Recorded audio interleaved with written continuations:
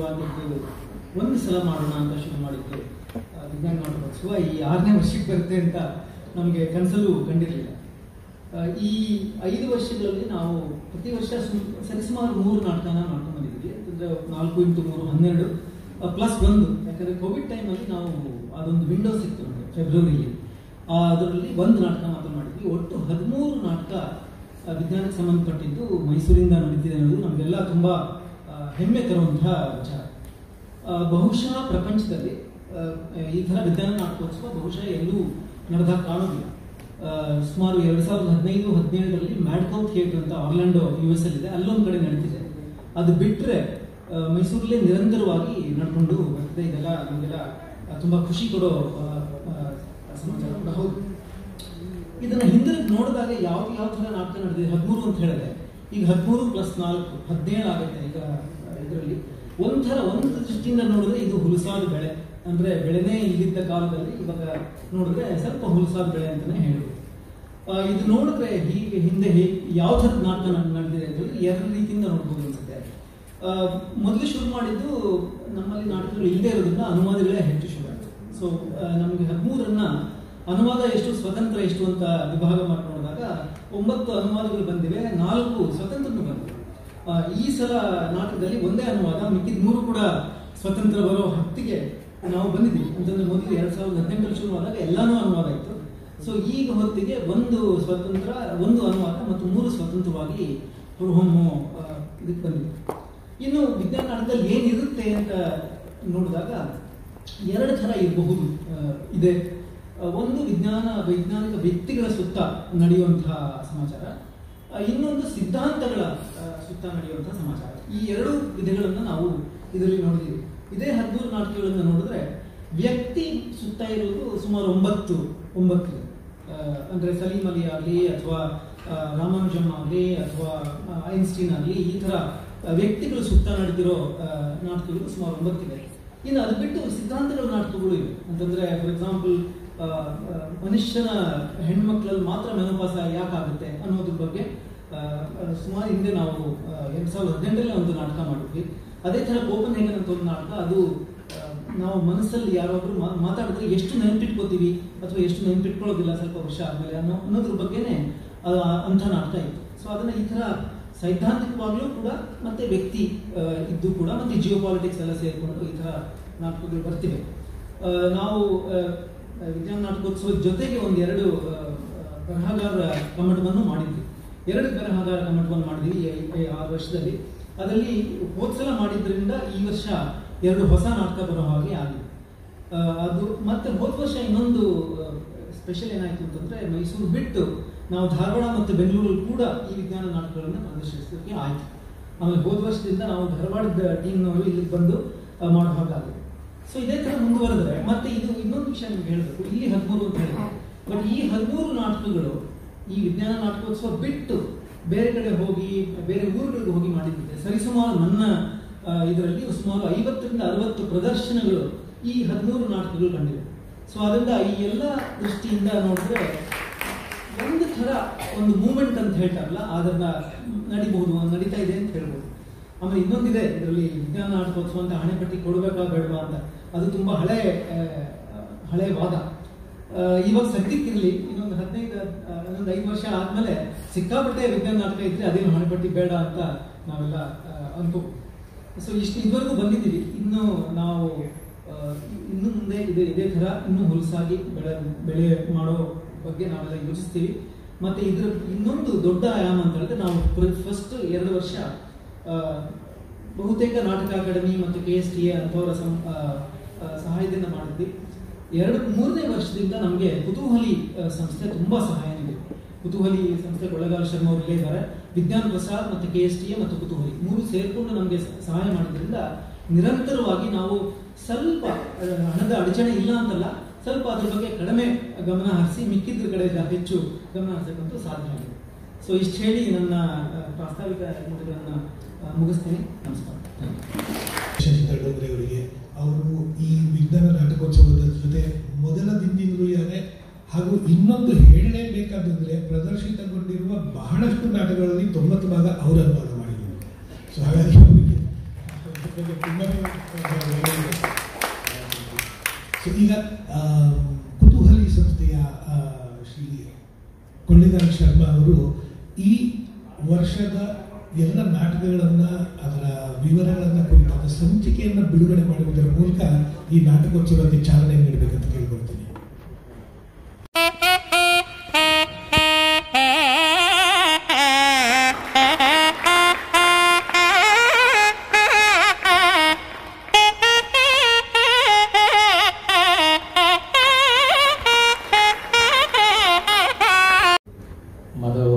ಹೇಳಿದ್ದಾರೆ. ಮುಖ್ಯವಾಗಿ ನಾನು ನಾಟಕದಲ್ಲಿ ನಾಟಕ ಕ್ಷೇತ್ರದಲ್ಲಿ ಒಬ್ಬ ಪ್ರೇಕ್ಷಕನಾಗಿ ಅಷ್ಟೇ ನಾನು ಇದುವರೆಗೂ ಇದ್ದದ್ದು. ಆದರೆ ಈ ನಾಟಕವನ್ನು ನಾವು ವಿಜ್ಞಾನ ಸಂವಹನದಲ್ಲಿ ಹಾಗೆ ಬಳಸ್ಕೊಳ್ಬೇಕು ಅನ್ನೋದ್ರ ಬಗ್ಗೆ ಸಾಕಷ್ಟು ಯೋಚನೆ ಮಾಡ್ತಿದ್ವಿ ಬೇರೆ ಬೇರೆ ಕಡೆಯಲ್ಲಿ. ಆ ಸಂದರ್ಭದಲ್ಲಿ ಶಶಿಯವರು ಈ ರೀತಿಯ ನಾಟಕಗಳನ್ನು ಮಾಡಿಸ್ತಾ ಇದ್ದಾರೆ ಅಂತ ಗೊತ್ತಾದಾಗ ಇದನ್ನು ವ್ಯವಸ್ಥಿತವಾಗಿ ಯಾಕೆ ಮಾಡಬಾರ್ದು ಅನ್ನೋ ಯೋಚನೆಯಲ್ಲಿ ನಾವು ಬೇರೆ ಬೇರೆ ಸಂಸ್ಥೆಗಳ ಜೊತೆಗೆ ಕೈ ಜೋಡಿಸ್ಕೊಂಡು ಕುತೂಹಲಿ ಅನ್ನೋದು ಒಂದು ಯೋಜನೆ, ಕೇಂದ್ರ ಸರ್ಕಾರದ ಯೋಜನೆ, ಅದರಲ್ಲಿ ವಿಜ್ಞಾನ ಸಂವಹನಕ್ಕೋಸ್ಕರವಾಗಿ ಅವಕಾಶ ಇತ್ತು. ಆ ಅವಕಾಶವನ್ನು ಬಳಸಿಕೊಂಡು ನಾವು ನಾಟಕಗಳನ್ನು ಎಲ್ಲಿ ಮಾಡ್ತಾ ಇದ್ದಾರೋ ಅಲ್ಲಿ ಪ್ರೋತ್ಸಾಹ ಕೊಡಬೇಕು ಅಂತ ಹೋದ್ವಿ. ಈ 3 ವರ್ಷದಲ್ಲಿ 50 ಪ್ರದರ್ಶನಗಳನ್ನು ನಾವು ನೋಡೋದಕ್ಕೂ ಸಾಧ್ಯ ಆಯಿತು. ಅದರ ಜೊತೆಗೆ ಮತ್ತೊಂದು ವಿಶೇಷ ಏನಂತಂದ್ರೆ ಶಾಲಾ ಕಾಲೇಜುಗಳಲ್ಲಿ ಕೂಡ ನಾವು ನಾಟಕಗಳನ್ನು ತಗೊಂಡು ಹೋಗಿ ಪ್ರದರ್ಶಿಸೋದು ಸಾಧ್ಯ ಆಯಿತು. ವಿಶೇಷವಾಗಿ ಈ ನಾಟಕಗಳು ಸಾಕಷ್ಟು ಜನರನ್ನ ಆಕರ್ಷಿಸಿವೆ ಅಂತ ಅನ್ನೋದು ಬಹಳ ಖುಷಿ ವಿಷಯ. ಇದು ಬಹುಶಃ ಯೋಜನೆ ಒಂದು ಇದ್ರೆ ಆಗೋದಿಲ್ಲ, ಅದರ ಹಿಂದೆ ಸಾಕಷ್ಟು ಜನರ ಆಸಕ್ತಿ ಮತ್ತೆ ಶ್ರಮ ಎರಡೂ ಇದೆ. ಮೈಸೂರು ವಿಜ್ಞಾನ ನಾಟಕೋತ್ಸವ ಟ್ರಸ್ಟ್ನ ಎಲ್ಲ ಸದಸ್ಯರುಗಳು ಮತ್ತು ತಂಡಗಳು ಕೂಡ ಯಾವಾಗಲೂ ಜುಲೈ ಆದ ಕೂಡಲೇ ಆಮೇಲೆ ಮತ್ತೆ ತಿರುಗಿ ಯಾವಾಗ ನಾವು ಪ್ರಾರಂಭ ಮಾಡಬೇಕು ಅಂತ ಅವಾಗಿಂದಾನೇ ಆರಂಭ ಮಾಡಿಕೊಡ್ತಾರೆ. ಸೊ ಇಷ್ಟು ಉತ್ಸಾಹ ಇರುವಂತಹ ತಂಡಗಳು ನಮಗೆ ಸಿಕ್ಕಾಗ ನಾವು ಸಾಕಷ್ಟು ಮುಂದೆ ಹೋಗ್ಬೋದು ಅಂತ ಹೇಳ್ತಾ ಈ ಕಾರ್ಯಕ್ರಮವನ್ನು ಮುಂದುವರಿಸ್ಕೊಂಡು ಹೋಗೋದು ಹೇಗೆ ಅನ್ನೋದ್ರ ಬಗ್ಗೆ ನಾವೆಲ್ಲರೂ ಕೂತು ಒಮ್ಮೆ ಯೋಚಿಸಬೇಕು ಅಂತ ಹೇಳ್ತಾ ನನ್ನ ಮಾತನ್ನು ಮುಗಿಸ್ತೇನೆ. ಧನ್ಯವಾದ. ಅವರಿಗೆ ಧನ್ಯವಾದಗಳು.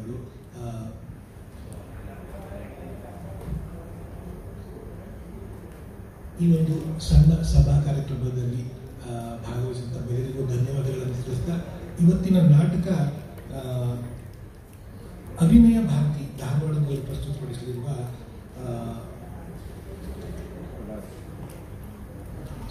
ಪ್ರಭಾಸ 7 ಗಂಟೆಗೆ ಸರಿಯಾಗಿ ಶುರುವಾಗುತ್ತೆ. ದಯಮಾಡಿ ಎಲ್ಲ ಪ್ರೇಕ್ಷಕರು ತಮ್ಮ ಮೊಬೈಲ್ ಫೋನ್ಗಳನ್ನು ಸ್ವಿಚ್ ಆಫ್ ಮಾಡಿಕೊಂಡು ನಾಟಕಕ್ಕೆ ಅನುಕೂಲ ಮಾಡಿಕೊಡ್ಬೇಕಂತ ಕೇಳ್ಕೊಳ್ತಾ ಧನ್ಯವಾದಗಳು. ನಮಸ್ಕಾರ.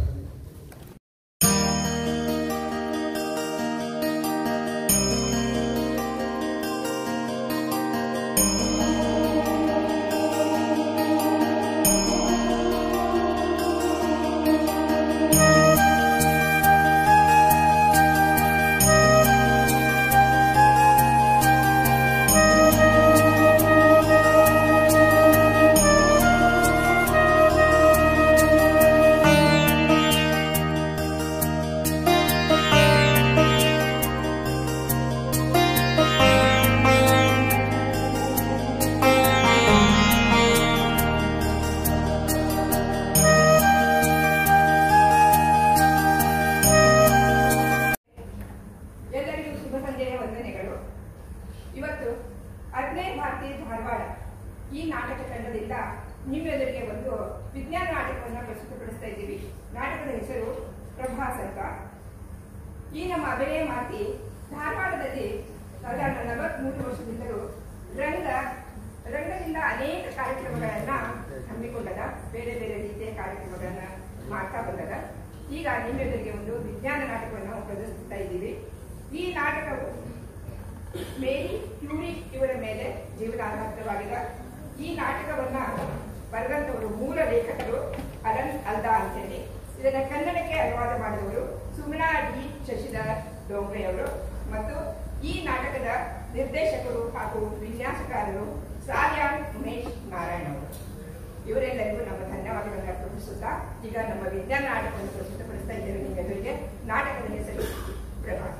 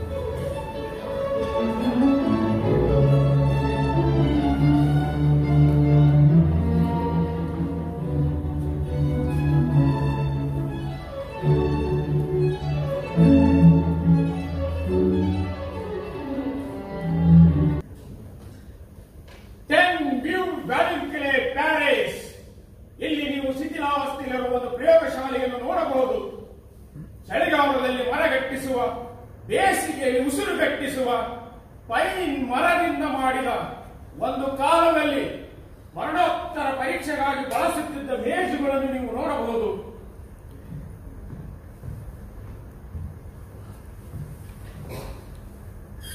ಒಂದು ಜೋಡಿಗೆ ಪಿಯರ್ ಕ್ಯೂರೆ, ಮೇರಿ ಕ್ಯೂರೆ, ಈ ಜೋಡಿ ತಮ್ಮ ಜೀವನದ ಅತ್ಯಂತ ಸಂತೋಷದ ಕ್ಷಣಗಳನ್ನು ಕಳೆಯಲು ಇದಕ್ಕಿಂತಲೂ ಸೂಕ್ತವಾದ ಸ್ಥಳ ಉಂಟೆ? ಈ ಮುರುಕಲು ದರಿದ್ರ ಜೋಪಡಿಯನ್ನು ಪ್ರೀತಿಸದಿರಲು ಹೇಗೆ ಸಾಧ್ಯ?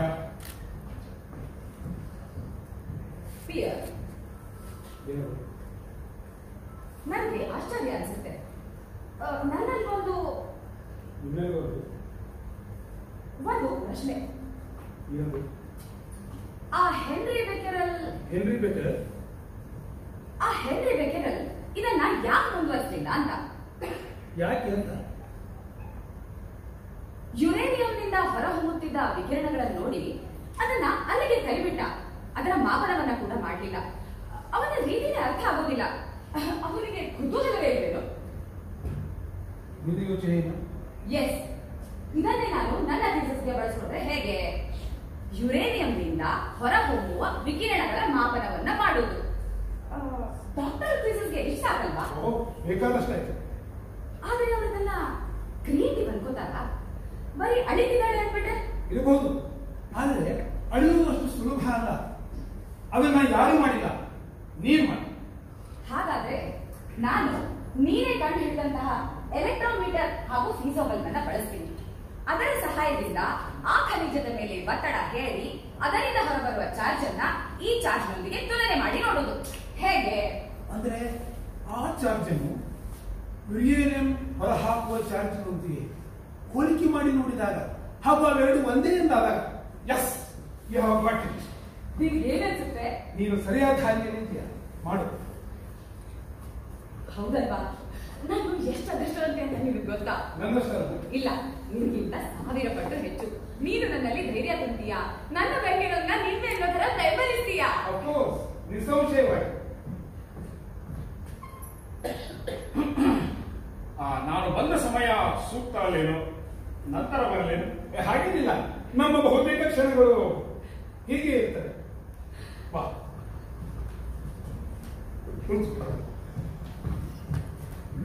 ಅಂದಾಗೆ ಏನ್ ವಿಷಯ? ಬಹುಶಃ ಇದು ನನ್ನಿಂದ ಸಾಧ್ಯ ಅನಿಸುತ್ತೆ. ಇದು ಬಹಳ ಉತ್ಸಾಹದಾಯಕವಾದದ್ದು. ಏನದು? ನಾನು ಅನಿಲ ರೂಪದ ಅಯಾನ್ ಕಣಗಳನ್ನು ಅಷ್ಟೇನು ಶಕ್ತಿಯುತವಾದ ವಿದ್ಯುತ್ ವಲಯಕ್ಕೆ ಒಳಪಡಿಸುತ್ತಿದ್ದೇನೆ. ಅದೃಷ್ಟ ಒದಗಿ ಬಂದರೆ ಪ್ರತ್ಯೇಕ ಕಣಗಳ ಗತಿಯನ್ನು ಕೂಡ ಕಂಡುಹಿಡಿಯಬಹುದು. ಎಕ್ಸಲೆಂಟ್ ಪಾಲ್, ತಡರಾತ್ರಿಯವರೆಗೂ ಅನಿಲವನ್ನು ಕಣವಾಗಿಸುವ ಬಗ್ಗೆ ನಾನು ಹೇಳುವುದನ್ನು ಅವರಿಬ್ಬರು ಕುಳಿತು ಕೇಳುತ್ತಾರೆ. ತೀಕ್ಷ್ಣವಾದ ಪ್ರಶ್ನೆಗಳನ್ನು ಕೇಳುತ್ತಾರೆ. ಮತ್ತು ಅವಳು ಮೇರಿ ಎಂದು ಅವರಿಬ್ಬರ ಯೋಚನಾ ಲಹರಿ ಒಂದೇ ಎಂಬಂತೆ ಭಾಸವಾಗುತ್ತದೆ. ಅವರ ಯೋಚನೆಗಳು ಪರಸ್ಪರ ಪೂರಕವಾಗಿವೆ. ಇದು ಒಂದು ರೀತಿ ಮನಸ್ಸನ್ನು ಆರ್ದ್ರವಾಗಿಸುತ್ತದೆ. ನನಗೆ ಹಾಗೆ ಅನಿಸುವುದಿಲ್ಲವೇನು?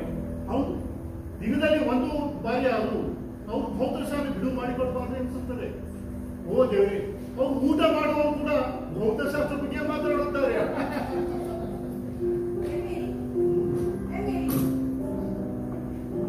ಇಷ್ಟೊತ್ತಿನಲ್ಲಿ ನೀನು ಊಟ ಮಾಡ್ತಾ ಇರ್ಬೇಕಿತ್ತು. ಅದು ಬಿಟ್ಟು ಊಟದ ಮಧ್ಯೆ ಎದ್ದು ಬರೋದು, ಇಲ್ಲಿ ಏನೋ ಗೀಚ್ತಾ ಇರೋದು. ಹೀಗೆ ನಾನು ನಿಮಗೆ ಸ್ವಲ್ಪ ಕೇಕ್ ತರ್ತೀನಿ. ಬೇಡ ಬೇಡ, ಎಮಿಲ್ ಕೆಲಸ ಮಾಡುವುದನ್ನು ಇನ್ನೂ ಸ್ವಲ್ಪ ಹೊತ್ತು ಬರುತ್ತೇನೆ. ನಂತರ ನಾನು ಪ್ರಯೋಗಾಲಯಕ್ಕೆ ಹಿಂದಿರುಗಬೇಕು. ಎಮಿಲ್, ಊಟ ಮಾಡೋದನ್ನ ಮರಿಬೇಡ. ಏನು? ಊಟ ಮಾಡೋದನ್ನ ಮರಿಬೇಡ, ಕೇಳಿಸ್ತಾ? ಮಾತ್ರೆ ನಾನು ಈಗಷ್ಟೇ ಊಟ ಮಾಡಿದ್ದೀನಿ.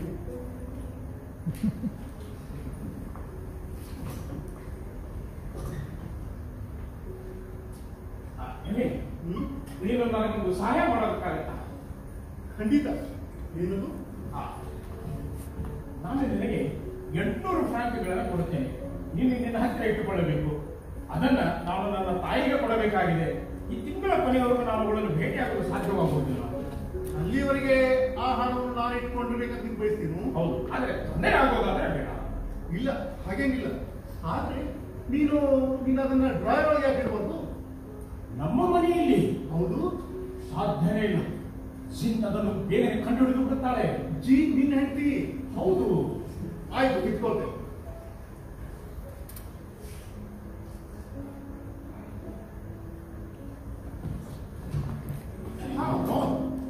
ನೀನು ಇದನ್ನ ಬಿಯರ್ಗೆ ಹೇಳ್ತೀಯ? ಅವರು ಈ ದುಡ್ಡನ್ನು ಆರಾಮ ಇಟ್ಕೊಂಡು ನಂತರ ಹೆದರಿಸಿದ್ರು? ಇಲ್ಲ, ನಾನು ಅವರಿಗೆ ಹಾಗೆ ಹೇಳಲು ಸಾಧ್ಯವಿಲ್ಲ. ಹಾಗೆ ಹೇಳಿದರೆ ಮೇರಿಯ ಕಣ್ಣಲ್ಲಿ ನಾನು ಸಣ್ಣವನಾಗಿ ಬಿಡುತ್ತೇನೆ. ಅವಳ ಕಣ್ಣಲ್ಲಿ ಕಣ್ಣಿಟ್ಟು ಮಾತನಾಡಲು ಸಾಧ್ಯವಾಗುವುದಿಲ್ಲ.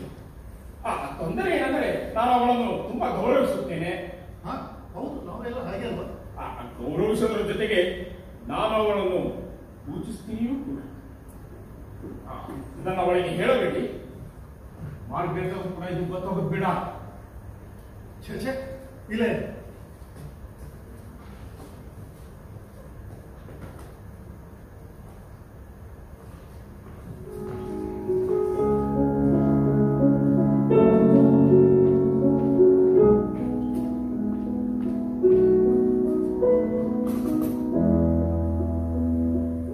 ಅವಳದು ಅಂತ್ಯವೈರ್ಯದ ಖಚಿತತೆ ಮತ್ತು ಅವಳು ತನ್ನ ಜೀವನದ ಎಲ್ಲ ಕ್ಷಣಗಳನ್ನು ಒಂದು ಚಿಕ್ಕ ಪುಸ್ತಕದಲ್ಲಿ ದಿನಚರಿಯಲ್ಲಿ ದಾಖಲಿಸುತ್ತಾಳೆ. ಐರಿನ್ ಹುಟ್ಟಿದ ದಿನ, ಮಗು ಹುಟ್ಟಿದ ಸಂಭ್ರಮಕ್ಕಾಗಿ ಒಂದು ಶಾಂಪೇನ್ ಬಾಟಲ್, 3 ಫ್ರಾಂಕ್, ಔಷಧಿ ಹಾಗೂ ದಾರಿಯ ಖರ್ಚು 77.5. ಅವಳು ಯಾವುದನ್ನು ಮರೆಯುವುದು, ಯಾವುದನ್ನು. ಹಾಲುಡಿಸುವ ಮುನ್ನ ಐರಿನ್ ತೂಕ 3.3 kg, ಹಾಲುಡಿಸಿದ ನಂತರ 3.4. ಈ ಶಿಸ್ತು ಮತ್ತು ಗೀಳು ಎನ್ನಬಹುದಾದ ಮಟ್ಟಿನ ಆಸಕ್ತಿ ಹೊಂದಿದವಳನ್ನು ಪ್ರೀತಿಸದಿರಲು ಹೇಗೆ ಸಾಧ್ಯ?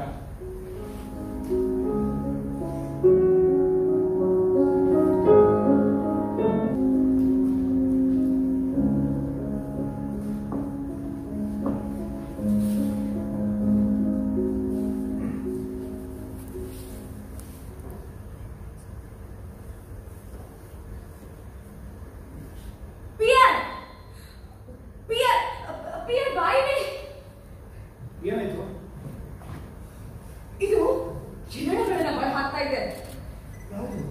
ಯುರೇನಿಯಂ ಬಿಟ್ಟು ಬೇರೆ ಯಾವ್ದಾದ್ರೂ ವಸ್ತು ಕಿರಣಗಳನ್ನ ಹೊರ ಹಾಕುತ್ತೆ ಅಂತ ನಾನು ನೋಡ್ಬೇಕಿತ್ತು. ಇಲ್ಲಿ ನಾನು ಚಿನ್ನ ಮತ್ತು ಬೆಳ್ಳಿಯನ್ನ ಉಪಯೋಗಿಸ್ಕೊಂಡಿದ್ದೆ. ಆದ್ರೆ ಈ ಪಿಚ್ಗಳಿಂದ ಕಿರಣಗಳು ಹೊರಬರಲು ಕಾರಣ ಏನಿರಬಹುದು? ಹೌದು, ಆದ್ರೆ ಇದರಿಂದ ಕಿರಣಗಳು ಯಾಕೆ ಹೊರ ಬರ್ತಾ ಇದೆ ಅಂತ ನನಗೆ ಗೊತ್ತಾಗ್ತಾ ಇಲ್ಲ. ಆ ಫಿಲಿಸ್ ಬ್ರೆಡ್ ನಲ್ಲಿ ಯುರೇನಿಯಂ ಇದೆ, ಹಾಗಾಗಿ ವಿಕಿರಣಗಳು ಹೊರಹೊಮ್ಮುತ್ತವೆ. ಇಲ್ಲ, ಇದು ಬೊಹೇಮಿಯಾ ಪ್ರಾಂತ್ಯದಿಂದ ತಂದದ್ದು. ಇದನ್ನ ಗಣಿಯಿಂದ ತೆಗೆಯುವಾಗಲೇ ಇದರಲ್ಲಿರುವ ಯುರೇನಿಯಂ ಅನ್ನ ಬೇರ್ಪಡಿಸಲಾಗಿದೆ. ಇದು ಬರೀ ಬಗ್ಗಣ ಮಾತ್ರ. ಆದ್ರೂ ಸ್ವಲ್ಪ ಅಂಶ ಉಳಿದಿರಬಹುದಲ್ಲ? ಇಲ್ಲ ಇಲ್ಲ ಪಿಯರ್, ಇಲ್ಲಿ ನೋಡಿ, ಇದು ಶುದ್ಧವಾದ ಯುರೇನಿಯಂ. ಇದು ಯುರೇನಿಯಂ ನಿಂದ ಬೇರ್ಪಡಿಸಲಾದಂತಹ ಪಿಚ್ ಬ್ರೆಡ್. ಇದು ಶುದ್ಧವಾದ ಯುರೇನಿಯಂ ಗಿಂತ 2 ಪಟ್ಟು ಹೆಚ್ಚು ಆಕ್ಟಿವ್. ಇದು ನಾವು ಇನ್ನೂ ಬೇಕಾಗಬಹುದು. ಇದನ್ನು ಅವರು ಕೊಡ್ತಾರೆ ಅಂತ ನಿಮ್ಗೆ ಅನ್ಸುತ್ತಾ? ಕೊಡ್ತಾರೆ, ಅಲ್ಲೇ ಬಿದ್ದಿದೆ ಅದು, ನಾನು ಕೇಳಿಸ್ಕೊಂಡ್ಬರುತ್ತೆ. ನೋಡು, ನೀನು ಭಿಕ್ಷೆನಾದ್ರೂ ಬೇಡು, ಏನಾದ್ರೂ ಮಾಡು, ಅದು ನಮ್ಮ ಸಂಶೋಧನೆಗೆ ತುಂಬಾ ಅವಶ್ಯಕ. ಅದನ್ನು ಸ್ವಲ್ಪ ಕೊಟ್ಟರು ಸಾಕು. ಹಾಗೆ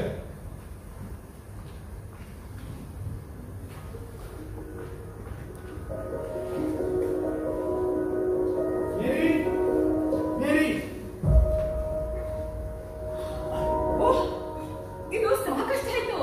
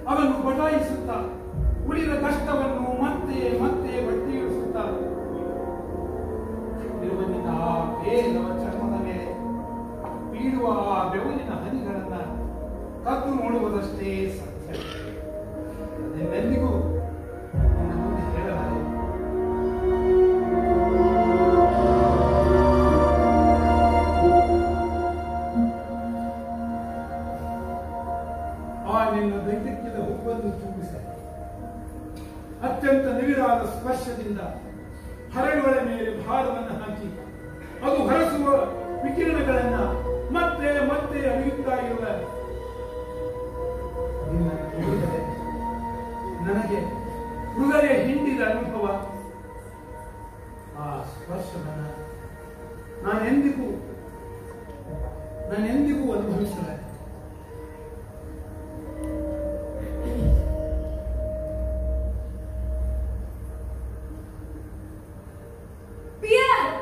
ಏನಾಯ್ತು ನೋಡಿಲಿ, ಇದು ಕಿರಣಗಳೆಲ್ಲ ಹಾಕ್ತಾ ಇದೆ.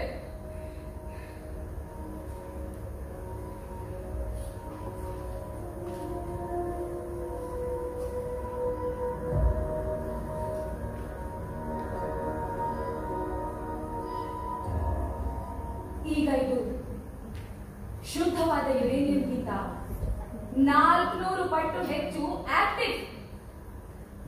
400 ಪಟ್ಟು. ಅಯ್ಯೋ ದೇವರೇ, ಅಂದ್ರೆ ಈ ಪಕ್ಕಡದಲ್ಲಿ ಯುರೇನಿಯಂ ಇಲ್ಲವೇ ಇಲ್ಲ ಅಂತಂದ್ರೆ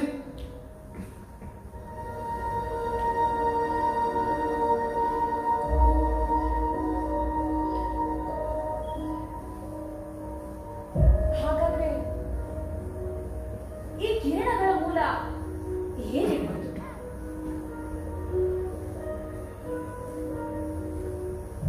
ಇದರಲ್ಲಿ ಇನ್ನೊಂದು ಧಾತು ಇರಬಹುದಲ್ಲ?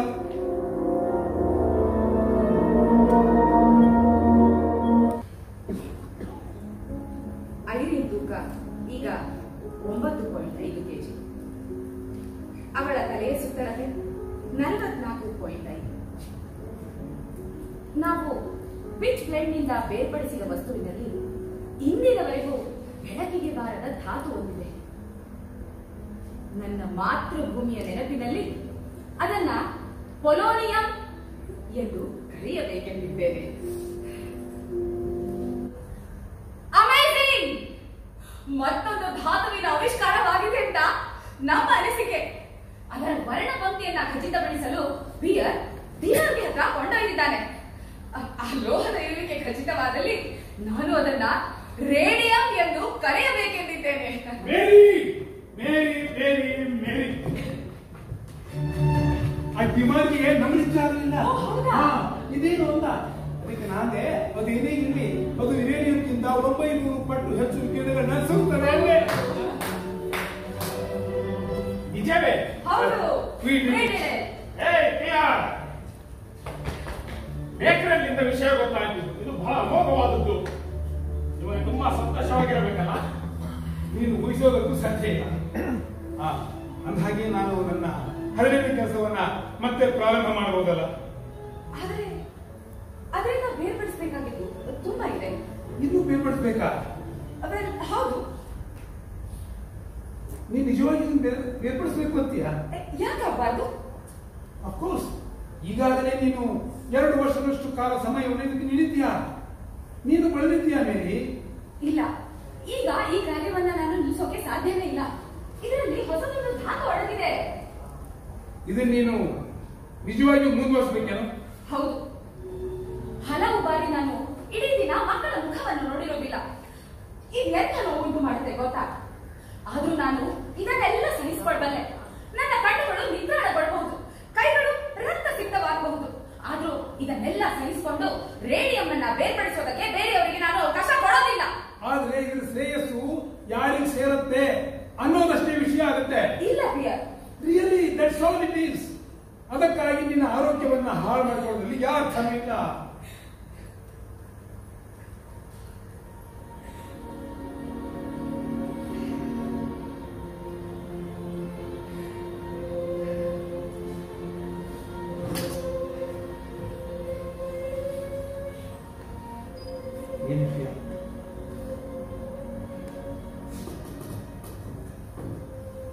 ಏನಿಲ್ಲ, ಬಾಲಿಶವಾದ ಯೋಜನೆ.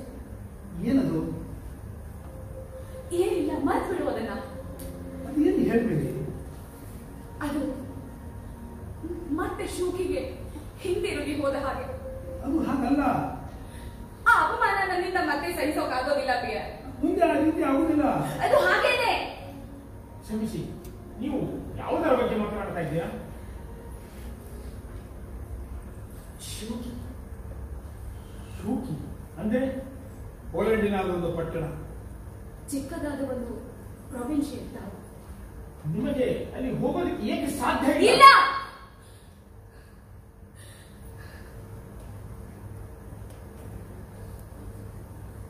ನನಗಾಗ 18 ವರ್ಷ ವಯಸ್ಸು.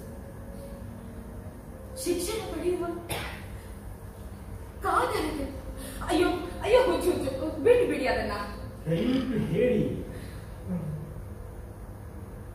ಮೊದಲನೇದಾಗಿ, ನಿಮ್ಮ ಮಾತೃಭಾಷೆಯಲ್ಲಿ ಶಿಕ್ಷಣ ಪಡೆಯುವ ಅವಕಾಶ ಇಲ್ಲ. ರಷ್ಯನ್ ಬಿಟ್ಟರೆ ಬೇರೆ ಏನೂ ಇಲ್ಲ. ಇದು ನಿನ್ನಲ್ಲಿ ಯಾವ ಭಾವನೆಯನ್ನು ಔಟ್ ಮಾಡುತ್ತೆ?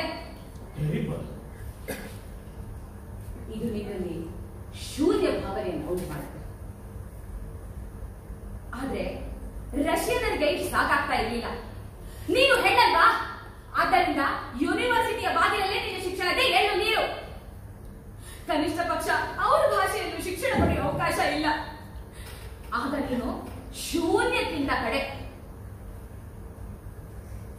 ಆದ್ದರಿಂದ ಶಿಕ್ಷಣಕ್ಕಾಗಿ ನಾನು ಪ್ಯಾರಿಸ್ ಬದಲು ಶೂಕಿಗೆ ಹೋಗ್ಬೇಕಾಯ್ತು. ನನಗೆ ಏನೋ ಅರ್ಥನೇ ಆಗ್ತಾ ಇಲ್ಲ. ಅದು ನಿಮಗೆ ಅರ್ಥ ಆಗುವ ವಿಷಯವಲ್ಲ. ಯಾಕೆಂದ್ರೆ ಅದು ಮೇರಿ ಬದುಕಿನ ವೈಯಕ್ತಿಕ ವಿಷಯ. ಆಗ ನನ್ನ ಹತ್ರ ಹಣ ಇರಲಿಲ್ಲ, ಪ್ಯಾರಿಸ್ಗೆ ಹೋಗೋ ಸಾಧ್ಯತೆಯೂ ಇರಲಿಲ್ಲ. ಆದ್ದರಿಂದ ಚಿಕ್ಕದಾದ ನಿಕೃಷ್ಟವಾದ ಪಟ್ಟಣ ಶೂಕಿ, ಅಲ್ಲಿ ಗವರ್ನೆಸ್ ಆಗಿ ಕೆಲಸ ಮಾಡಬೇಕಾಯ್ತು. ಆ ತೆಲುಗು ಬಳಕಿನ ಕುಟುಂಬದ ಅಗತ್ಯತೆಗಳನ್ನು ಪೂರೈಸಲು ಸದಾ ಸಿದ್ಧರಾಗಿರ್ಬೇಕು. ಅವರು ಕಾರ್ಡ್ಸ್ ಆಡ್ತಾರಲ್ಲ, ಅವಾಗ 4ನೆಯವರ ಅಗತ್ಯವಿದ್ದಾಗಲೂ ಕೂಡ ಇದು ಎಂತ ಉಂಟು ಮಾಡುತ್ತೆ ಗೊತ್ತಾ?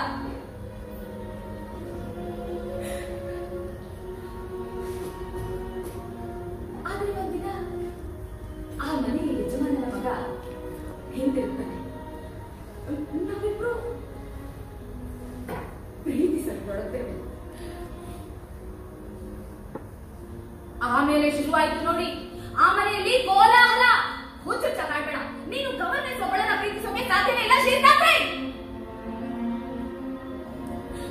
ಇಷ್ಟು ಹೇಳಿ ನನ್ನಿಂದ ಸಾಗ ಹಾಕ್ಬಿಟ್ರು ದಟ್ ಡೇ.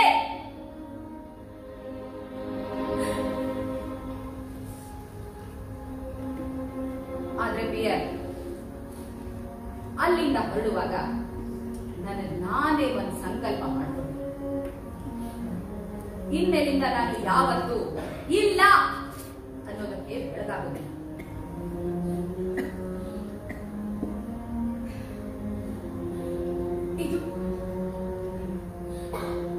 ಇದು ನನ್ನ ದುರಂತ ಕಥೆ. ಅದೇ ಪ್ರಿಯ, ದಯವಿಟ್ಟು ನೀನನ್ನ ಅರ್ಥ ಮಾಡ್ಕೋ ಪ್ರಿಯ. ನನ್ನ ಹರಡುಗಳ ಕಾರ್ಯವನ್ನು ಸ್ವಲ್ಪ ಪಕ್ಕಕ್ಕೆ. ನಾನು ನಿನ್ನಿಂದ ಇದನ್ನ ಅಪೇಕ್ಷಿಸ್ತಾ ಇಲ್ಲ. ನಾನು ಅದನ್ನ ಆಮೇಲೆ ಮಾಡ್ತೇನೆ ಎಂದೆ. ನೀನು ನಿನ್ ಕೆಲಸ ಬಿಡ್ಲಿ ಅಂತ ನಾನು ನಿರೀಕ್ಷಿಸ್ತಾನೂ ಇಲ್ಲ. ನೀನಿನ್ನು ಹುಡುಕೋದು ಬೇಕಾದಷ್ಟಿದೆ, ಬೆಟ್ಟದಷ್ಟಿದೆ. ಅದರಲ್ಲಿ ರೇಡಿಯಂ ಎಷ್ಟಿರಬಹುದು ಅಂತೀಯ? ವಿಷ 100ರಲ್ಲಿ 1 ಭಾಗ. ಅಂದ್ರೆ ತಿಂಗಳುಗಳ ಕಾಲವೇ ಬೇಕಾಗಬಹುದು. ಆಗ್ಬೋದು.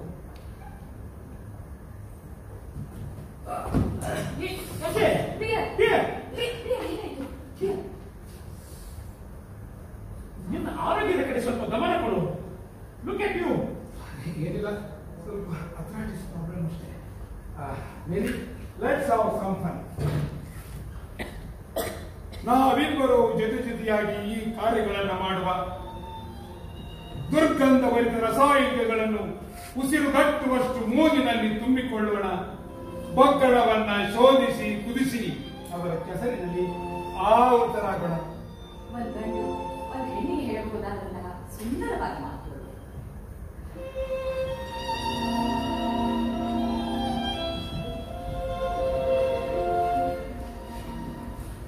ಅದು 100ರಲ್ಲಿ 1 ಭಾಗ ಅಲ್ಲ, 10 ಲಕ್ಷದಲ್ಲಿ 1 ಭಾಗ. ಅದನ್ನ ಶೋಧನೆ ಮಾಡಲು ತಿಂಗಳಲ್ಲ, ವರ್ಷಗಳೇ ಬೇಕು. ಇಲ್ಲಿ ನೋವಿದೆಯೇನೋ? ಆ ರೇಡಿಯಂ ಹಾಗೆ ಭಾಗದಲ್ಲಿ ಒತ್ತಿದ್ರು ಕೂಡ ನೋವಿಲ್ಲ. ಹೌದಾ? ನಾವು ಬರೋದು ತಡವಾಗ.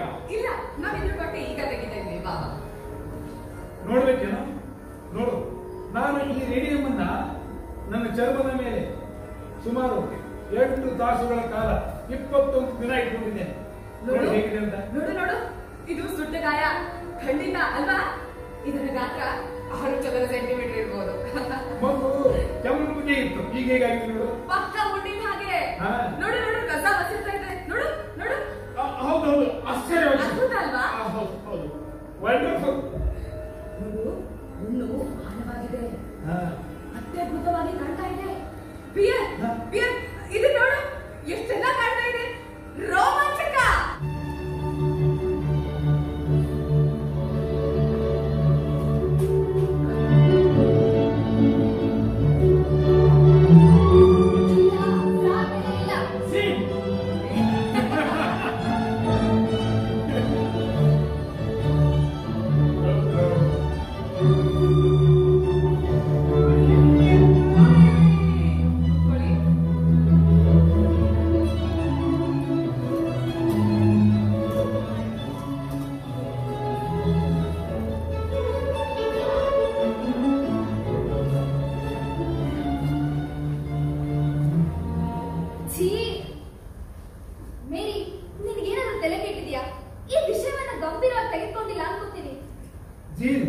ಇದು ಜೀವಕೋಶಗಳನ್ನ ನಾಶ ಮಾಡ್ತದೆ.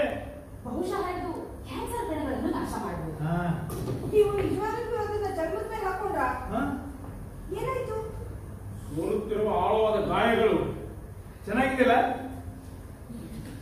ನೋಡಿ, ಹೀಗೆ ಹೇಳೋಕೆ ನನಗೆ ಇಷ್ಟ ಇಲ್ಲ, ಆದ್ರೆ ಇದು ತುಂಬಾ ಅಪಾಯಕಾರಿ ಅನಿಸುತ್ತೆ. ಎಮಿಲ್, ಸಾಧ್ಯವಾಗಿ ಹೇಳು. ನೀನು ನಿನ್ ಚರ್ಮ ಸುಟ್ಕೊಂಡ್ರೆ ನಿನಗೆ ಇಷ್ಟವಾಗಿರೋ ಬಳಿಕದ ಸೂತ್ರವೊಂದಕ್ಕೆ ಉತ್ತರ ಸಿಗುತ್ತೆ ಅಂದ್ರೆ ಚರ್ಮ ಸುಟ್ಕೊಂಡು ತಯಾರಿರೋದಿಲ್ಲೇನು? ರೇಡಿಯೇಟರ್ ಬಾಕ್ಸ್ ಒಳಗೆ ಇಲಿಗಳನ್ನು ಇಳಿದ್ವೇನು? ಹೌದು. ಆಗೇನಾಯ್ತು? ಅವು ಸತ್ತೋದ್ವು. ನೀನ್ ಏನ್ ಹೇಳ್ಬೇಕು ಅಂತ ಇದೆಯಾ? ನೀವು ವಿಪೇಟ್ಗಳನ್ನು ಬಳಸಿ ರಾಸಾಯನಿಕಗಳನ್ನು ಎಳೆದುಕೊಳ್ಳೋದನ್ನ ನಾನು ನೋಡಿದ್ದೇನೆ, ಆದ್ರೆ ಈ ವಿಕಿರಣದಲ್ಲಿ ಯಾಕೆ ಆಟ ಆಡ್ತಾ ಇದ್ದೀರಾ? ಆಟ ಆಡ್ತಾ ಇದ್ದೀವಿ ಯಾಕಂದ್ರೆ ಯುರೇನಿಯಂ ಸಾಕಷ್ಟು ವಿಕಿರಣಗಳನ್ನು ಹೊರಹಾಕಿ ಮತ್ತೊಂದು ಧಾತುವಾಗಿ ಬದಲಾಗ್ತಾ ಇದೆ. ಅದರ ಅಣುಗಳಲ್ಲಿ ಏನೇನೋ ನಡೀತಾ ಇದೆ. ಅದು ಒಂದು ರೂಪದಿಂದ ಇನ್ನೊಂದು ರೂಪ ಆಗ್ತಾ ಇದೆ. ಎಮಿಲ್, ನಾವು ನಿಗೂಢವಾದ ಮಂಜುಳತೆಯಿಂದ ಆವೃತರಾಗಿದ್ದೇವೆ. ಆ ನಿಗೂಢತೆಯನ್ನು ಭೇದಿಸುವುದಷ್ಟೇ. ಅದಕ್ಕಾಗಿ ಒಂದು ಚಿಕ್ಕ ಅಪಾಯಕ್ಕೆ ಬಡ್ಕೊಳ್ಳೋದ್ರಲ್ಲಿ ತಪ್ಪೇನಿದೆ ಹೇಳಿ? ಸರಿ, ಇದೆಲ್ಲ ಮಾತಾಡ ಚೆನ್ನಾಗಿರುತ್ತೆ, ಆದ್ರೆ ನೀವು ಬೆಂಕಿಯೊಂದಿಗೆ ಸರಸಾಡ್ತಿದ್ರು ಅನ್ಸಲ್ವಾ? ಇದು ವಿಜ್ಞಾನಕ್ಕೆ ಸಂಬಂಧಿಸಿದ ವಿಷಯ, ಹೇಳೋದಕ್ಕೆ ಹಿತವೇನು ಆಗಿರುವುದಿಲ್ಲ, ಆದರೆ ಬಹುಕಾಲ ನಿಲ್ಲುವಂಥದ್ದು. ನೀನು ಮನೆಗೆ ಬಾ, ನಾನು ಎಲ್ಲವನ್ನ ತಿಳಿಸಿ ಹೇಳುತ್ತೇನೆ. ಸರಿ ಸರಿ, ಅವರು ಸೋತ್ ಹೋಗ್ತಾ ಇದ್ದಾರೆ ನೋಡಿ. ನಮ್ಮಲ್ಲಿ ಮುಚ್ಚುಮರೆ ಬೇಡ. ನಮ್ಗೆಲ್ಲ ಮೇರಿ ಬಗ್ಗೆ ಪ್ರೀತಿ ಇದೆ, ಆದ್ರೆ ದಿನವಿಡೀ ಹೀಗೆ ಬ್ಲ್ಯಾಕ್ ಡ್ರೆಸ್ ಇಟ್ಕೊಂಡು ವಿಷಪೂರಿತ ಅನಿಲಗಳನ್ನ ಉಸಿರಾಡ್ತಾ ಇದೆ. ಅವಳು ಡಿಪ್ರೆಷನ್ ಒಳಗಾಗೋದ್ರಲ್ಲಿ ಆಶ್ಚರ್ಯವೇ ಇಲ್ಲ. ನಾನು ಹೇಳ್ತಿರೋದು ಸರಿ ತಾನೆ? ಅವು ವಿಷಪೂರಿತ ಅನಿಲಗಳ ಹೌದು ಅಲ್ವೋ? ಹೌದು, ಆದ್ರೆ ಅವಳನ್ನ ನೇರವಾಗಿ ತಗೊಂಡಾಗ ಮಾತ್ರ. ಹೀಗಾಗಿ ನಾವು ಎಲ್ಲ ಕಾರ್ಯಗಳನ್ನ ಹೊರಗಡೆನೆ ಮಾಡ್ತೇವೆ, ಮಂಜು ಕೊಯ್ದಾಗ ಮಾತ್ರ ರೂಮ್ ಒಳಗಡೆ ಮಾಡ್ತೇವೆ. ನೀವು ಅತ್ಯಂತ ಹಾನಿಕಾರಕ ಕೆಮಿಕಲ್ಗಳನ್ನ ಬಳಸ್ತೀರಾ ಅಲ್ವಾ? ಹೌದು, ಯಾಕೆಂದ್ರೆ ರೇಡಿಯಂಗೆ ಹೀಲಿಯಂ ಕವಚ ಭದ್ರವಾಗಿರುತ್ತೆ. ಅದನ್ನ ಬಿಡಿಸ್ಲಿಕ್ಕೆ ಈ ಹದಗಳನ್ನ ಏನು ಬಿಡಿಸ್ಲಿಕ್ಕೆ ಮೆಥಡ್ ಮಾಡ್ತೀವಿ, ಅದೇ ಮೆಥಡ್ ನಾನು ಯೂಸ್ ಮಾಡ್ತೇವೆ. ಏನದು? ಇದು ನಿನಗೆ ಅರ್ಥ ಆಗೋದಿಲ್ಲ. ನೀನು ನಿನ್ನ ದಾರಿಯಲ್ಲಿ ಮುಂದುವರಿತಾ ಇದ್ದೆ, ಸರಿಯಾಗಿದೆ, ಮುಂದುವರಿ. ಪರವಾಗಿಲ್ಲ. ಏನಾದ್ರಾಗಿ ಮೇರಿ, ನೀನು ಬ್ಲ್ಯಾಕ್ ಡ್ರೆಸ್ ನ ಬಿಟ್ಟು ಬೇರೆ ಬಣ್ಣದ ಡ್ರೆಸ್ ಅನ್ನ ತೊಟ್ಟಿದ್ದು ನಿನ್ ಮದ್ವೆಯಲ್ಲೇ. ಇದ್ರೊಳಗೆ ನಂಗೆ ಯಾವ ಅನುಮಾನನೇ ಇಲ್ಲ. ಹೌದು, ನೀನು ಹೇಳಿದ್ದು ನಿಜ. ಅವಳ ಮದುವೆಯಲ್ಲಿ ಗಾಢ ನೀಲಿ ಬಣ್ಣದ ಗೌನನ್ನು ಧರಿಸಿದ್ದು ತುಂಬಾ ಸುಂದರವಾಗಿ ಕಾಣುತ್ತಿಲ್ಲ. ಹಾಗೇನಿಲ್ಲ, ನಾನು ಯಾವಾಗ್ಲೂ ಮಕ್ಕಳದೊಂದಿಗೆ ಕೆಲಸ ಮಾಡ್ತೀನಿ ನೋಡು, ಅದಕ್ಕೆ ಗಾಢ ಬಣ್ಣಗಳೇ ಸೂಕ್ತ. ಅದಕ್ಕೋಸ್ಕರ ನಾನು ಎಪ್ರಾನ್ ಧರಿಸೋದು. ಓಹೋ, ಕಡಾಯಲ್ಲಿ ಬಗ್ಗಡ ತುಂಬಿ ಅಡಿಗೆ ಮಾಡಕ್ಕ ಅಂದ್ರೆ ಅಂದ್ರೆ ನಾನೇನ್ ಹೇಳ್ತಾ ಇದ್ದೀನಿ ಅಂತಂದ್ರೆ, ನೋಡು, ನೀನ್ ಹೇಳೋದ್ರಲ್ಲಿ ಯಾವ ಅರ್ಥನೂ ಕಾಣೋದಿಲ್ಲ. ಒಂದಿಷ್ಟು ದುಡ್ಡು ತಂದ್ಕೊಡು.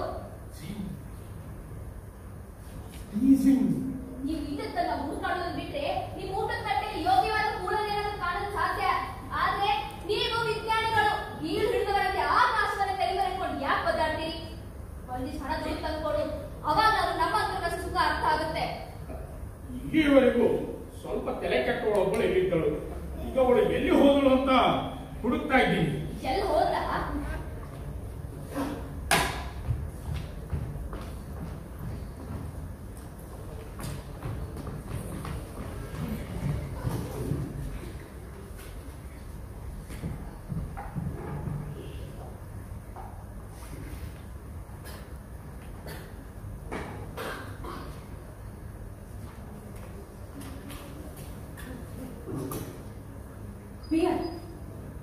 ಇವತ್ತು ಜೀವ ನಡವಳಿಕೆ ತುಂಬಾ ತೆರಕಾಗಿತ್ತು. ಅವಳು ಅವನನ್ನ ಅಣಗಿಸ್ತಿದ್ಲು, ಗೊತ್ತಾಯ್ತಾ? ಪಿಯರ್, ನೀನ್ ಆರಾಮಿದ್ದಾನೆ?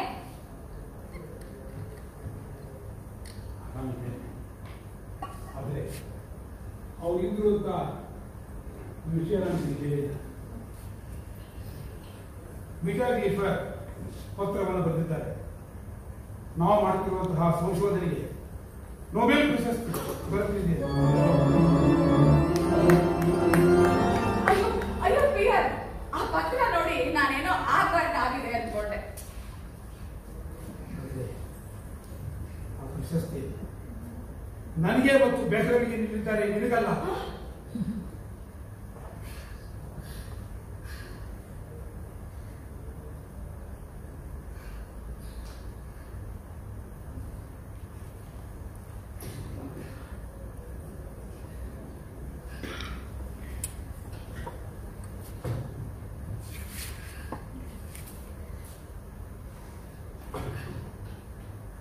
ಆದ್ರೆ ಇದು ಆಶ್ಚರ್ಯ ಅಲ್ವಾ? ಇದು ತುಂಬಾ ರೇಜಿಗೆ ಉಂಟು ಮಾಡುತ್ತೆ. ಆದ್ರೆ ಹೀಗೆ ಯಾಕೆ ಮಾಡ್ತಾರೆ ಅವರು? ಗವರ್ನೆನ್ಸ್ ಒಬ್ಬಳಿಗೆ ಪ್ರಶಸ್ತಿ ಕೊಡೋಕೆ ಭಯ ಅವರಿಗೆ. ಆದ್ರೆ ಇದು ಹೇಗಾಯ್ತು? ನಿಮ್ಗೇನಾದ್ರೂ ಗೊತ್ತಾ? ಫ್ರೆಂಚ್ ಅಕಾಡೆಮಿಯಿಂದ ಶಿಫಾರಸು ಹೋಗಿತ್ತು. ಹಾಗಾದ್ರೆ ನಾವು ಪಾಯಿಂಟ್ ಮತ್ತೆ ಲಿಪ್ಪನ್ ಜೊತೆ ಮಾತಾಡ್ಬೇಕು. ಯಾಕಂದ್ರೆ ಅವರು ನನ್ನ ಮಾರ್ಗದರ್ಶಕರು. ಅವರು ಈ ನಾಮಿನೇಷನ್ಗೆ ಆಕ್ಷೇಪ ವ್ಯಕ್ತಪಡಿಸಬಹುದು. ಅವರು ಇದಕ್ಕೆ ಅರ್ಜಿಯನ್ನು ಸಲ್ಲಿಸಿದ್ರು.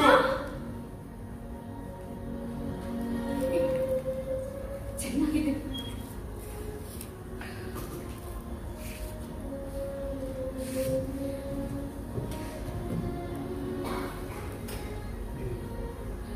ಒಂದು ಹೆಣ್ಣಿದನ್ನ ಮಾಡಿದ್ದಾಳೆ ಅನ್ನೋದನ್ನ ಅವರಿಗೆ ಸಹಿಸಿಕೊಳ್ಳಿಕ್ಕೆ ಆಗ್ತಾ ಇಲ್ಲ. ಅವರಿಗೆ ಯೋಚನೆ ಮಾಡ್ಲಿಕ್ಕೂ ಸಾಧ್ಯ ಇಲ್ಲ. ಅವರಿಗೆ ಸಾಧ್ಯ, ಆದ್ರೆ ಅವರು ಅದನ್ನ ಮಾಡೋದಿಲ್ಲ. ಸರಿ, ಎಲ್ಲ ಹೋಗ್ಲಿ ಬಿಡು.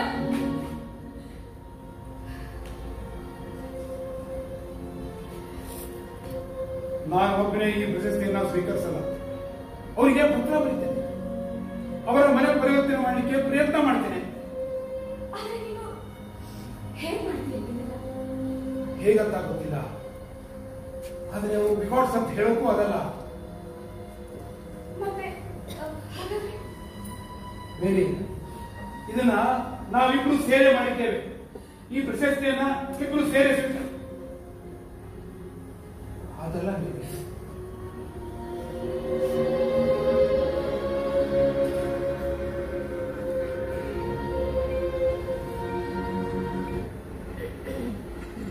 ಪ್ರೀತಿಯ ಐರಿಷ್, ಈಗ ನಾವು ಸ್ಟಾಕ್ಹೋಮ್ಗೆ ಹೋಗುವ ಮಾರ್ಗದಲ್ಲಿದ್ದೇವೆ. ರೈಲಿನಲ್ಲಿ 2 ದಿನಗಳ ಪಯಣ.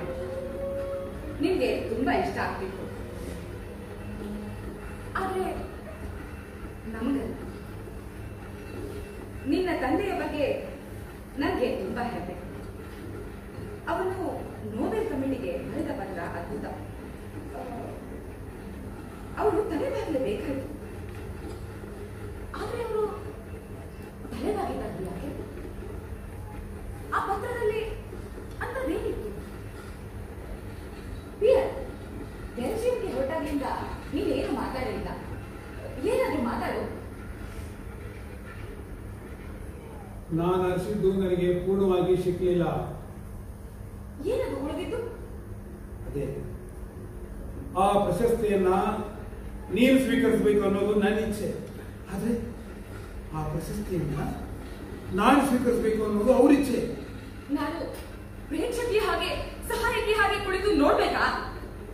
ನಾನು ಹೇಳ್ಬೇಕು, ಆದ್ರೆ ಅವ್ರನ್ನ ಬಗ್ಸೋಕಾಗಿಲ್ಲ.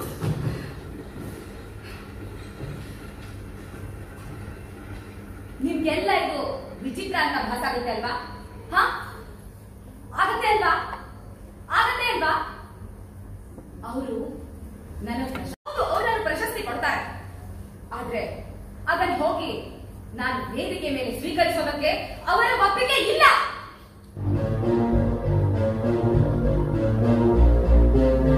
ಇದು ನನಗೆ ಇಷ್ಟ ಆಗ್ತಾ ಇಲ್ಲ. ಇದು ನನಗೆ ಇಷ್ಟ ಆಗ್ತಾ ಇಲ್ಲ ಅಂದ್ರೆ ನನಗೂ ಇಷ್ಟ ಇಲ್ಲ, ಆದ್ರೆ ನಾವು ಸೌಜನ್ಯದಿಂದ ನಡ್ಕೊಳ್ಬೇಕಲ್ವಾ? ಇದರಿಂದ ಏನ್ ಪ್ರಯೋಜನ? ಏನ್ ಪ್ರಯೋಜನ ಅಂದ್ರೆ ನಮ್ಗೆ ಒಂದು ಹೊಸ ಲ್ಯಾಬ್ ಸಿಗ್ಬಹುದು, ನಮ್ಮ ರಿಸರ್ಚ್ಗೆ ಫಂಡ್ಸ್ ಸಿಗ್ಬಹುದಲ್ವಾ? ಸಿಗಬಹುದು, ಸಿಗದೇ ಇರಬಹುದು. ಇಲ್ಲೋಡು, ಇಲ್ಲೊಬ್ಬ ಸಾಲಕ್ಕಾಗಿ ಪತ್ರ ಬರೆದಿದ್ದಾನೆ. ನಿಮ್ಮ ಹತ್ರ 1,000 ಫ್ರಾಂಕ್ಗಳಿದ್ದರೆ ಕೂಡಲೇ ಕಳಿಸಿಕೊಡಿ ಅಂತ. ನನ್ನ ಹತ್ರ 1,000 ಫ್ರಾಂಕ್ ಇದ್ರೆ ಒಂದು ಪಿಸ್ತೂಲನ್ನು ಕೊಂಡ್ಕೊಂಡು ಈ ಬರುವಂತಹ ಪತ್ರಕರ್ತರ ಮೇಲೆ ಗುಂಡು ಹಾಕ್ತೇನೆ. ನೀನು ಉದ್ವಿಗ್ನಾಗ್ತಿದ್ಯಾ? ಕೋಳಿಗಳ ಬಗ್ಗೆ ಕೇಳ್ತಾನೆ ಮೂರ್ಖ. ಕೋಳಿಗಳು? ಹಾ, ಕೋಳಿಗಳು ಹೆಚ್ಚಿನ ಮೊಟ್ಟೆಗಳನ್ನು ನೀಡಲು ಈ ನಿಮ್ಮ ರೇಡಿಯೋನಿಂದ ಮಾಡಲು ಸಾಧ್ಯವೇ?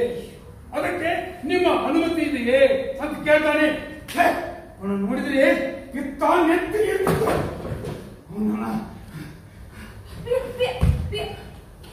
ಸ್ವಲ್ಪ ಸಮಾಧಾನ, ಸ್ವಲ್ಪ ಸಮಾಧಾನ. ನಗೋಕೆ ಪ್ರಯತ್ನ ಮಾಡಿ. ಬನ್ನಿ.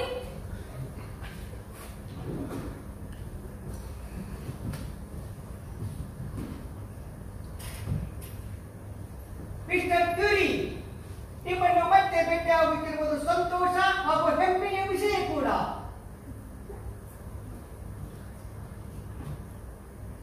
Thank you. ನಾವು ಮಧ್ಯೆ ಭೇಟಿಯಾಗಿದ್ದೇವೆ. ಹೌದು, ಬಹಳ ವರ್ಷಗಳ ಹಿಂದೆ. ಬಹುಶಃ ನಿಮಗೆ ನೆನಪಿರಲಿಕ್ಕಿಲ್ಲ. ರೀಪಸ್ಸನ ಉಳಿವಿಗಾಗಿ ರಚಿಸಿದ ಕಮಿಟಿಯಲ್ಲಿ ನಾವಿಬ್ಬರು ನಿಂತೆವು. ಅದರಲ್ಲಿ ನಿಮ್ಮ ಪಾತ್ರ ಅತ್ಯುತ್ತಮವಾಗಿತ್ತು. ಹೌದು. ನಿಮ್ಮ ಲೇಖನಕ್ಕೆ ಸಂಬಂಧಪಟ್ಟಂತೆ ನಾವು ನಿಮಗೆ ಹೇಗೆ ಸಹಾಯ ಮಾಡಬಹುದು ಮಿಸ್ಟರ್? ನಾವು ನಿಮಗೆ 7 ದಿನದಷ್ಟು ಕಾಲವನ್ನ ನಿಮಗೆ ನೀಡಬಹುದು. Okay okay. ಅದೇನೆಂದರೆ ಬಹುತೇಕ ಓದುಗರಿಗೆ ಈ ಸಂಶೋಧನೆಯ ತಾಂತ್ರಿಕ ಅಂಶ ಅರ್ಥವಾಗುವುದಿಲ್ಲ.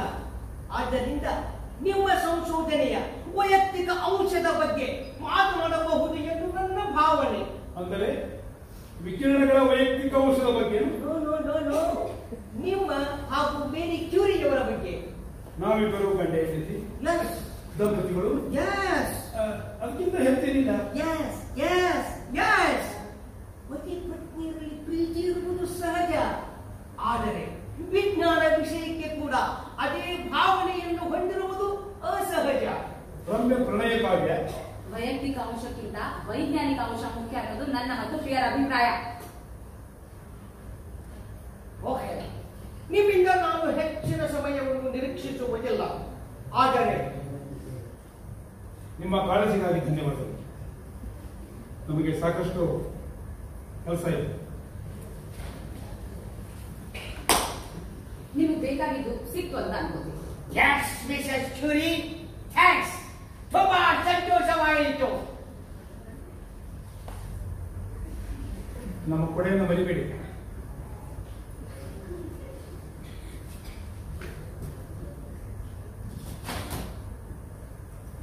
ತುಂಬಾ ಸಂತೋಷವಾಯಿತು ಮಿಸಸ್ ಕ್ಯೂರಿ. ಪ್ಲೀಸ್.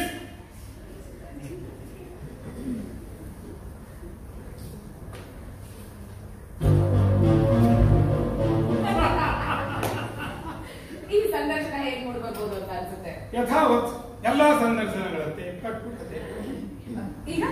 ಈಗ ನಮ್ಮ ರಮ್ಯ ಪ್ರಣಯ ಕಾವ್ಯ. ಇವತ್ತು ನಾವು ಅದಕ್ಕೆ ಸಮಯವನ್ನು ನೀಡಿಲ್ಲ. ಇಲ್ಲ ಇಲ್ಲ, ನನಗೆ ಆಗೋದಿಲ್ಲ. ಯಾಕೆ? ಈಗೇನ್ ಮಾಡ್ತೀಯ? ನಾನು ಮಕ್ಕಳಿಗೆ ಊಟ ಬಡಿಸ್ಬೇಕು. ಅದನ್ನ ಬೇರೆ ಯಾರಾದ್ರೂ ಮಾಡ್ಬೋದಲ್ಲ? ಇಲ್ಲ, ಅವರಿಗೆ ನನ್ನ ಅಗತ್ಯ ಇದೆ. ನನಗೆ ನಿನ್ನ ಅಗತ್ಯ ಇದೆ.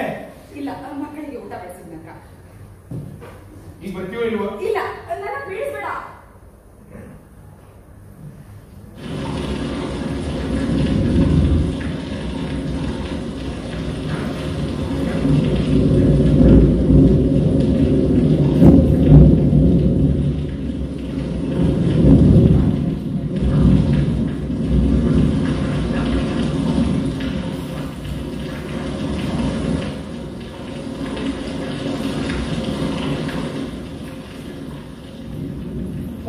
ರೀಫ್ ಹತ್ತಿರದ ಬಿಯರೆ ಹೆಜ್ಜೆ ಇಡುತ್ತಿದ್ದಂತೆ ಎದುರು ದಿಕ್ಕಿನಿಂದ ಸುಮಾರು 30 ಅಡಿ ಉದ್ದದ ವ್ಯಾಗನೊಂದು ರಭಸವಾಗಿ ಅವನತ್ತಲೇ ಬರುತ್ತಿದೆ. ಆ ಮಳೆಯಲ್ಲಿ ಕೊಡೆಯನ್ನು ಹಿಡಿದ ಪಿಯರ್ಗೆ ಅದು ಕಾಣುವುದಿಲ್ಲ. ವರ್ಷಗಟ್ಟಲೆ ವಿಕಿರಣಕ್ಕೆ ತುತ್ತಾಗಿದ್ದರಿಂದ ಅವನ ಕಾಲುಗಳು ನಿಶ್ಶಕ್ತವಾಗಿದ್ದವು. ಆ ಕಾಲುಗಳೊಂದಿಗೆ ಆತ ರಸ್ತೆ ದಾಟುವ ತರಾತುರಿಯಲ್ಲಿದ್ದಾಗ ವ್ಯಾಗನೊಂದು ಮೈ ಮೇಲೇರಿ ಬರುತ್ತದೆ. ಬೇರೆ ರಸ್ತೆಯ ಬದಿಗೆ ಬೀಳುತ್ತಾನೆ. ವ್ಯಾಗನಿನ ಚಕ್ರಕ್ಕೆ ಆತ ಸಿಲುಕಿಕೊಳ್ಳುತ್ತಾನೆ ಮತ್ತು ಅವನ ತಲೆ ಛಿದ್ರವಾಗುತ್ತದೆ.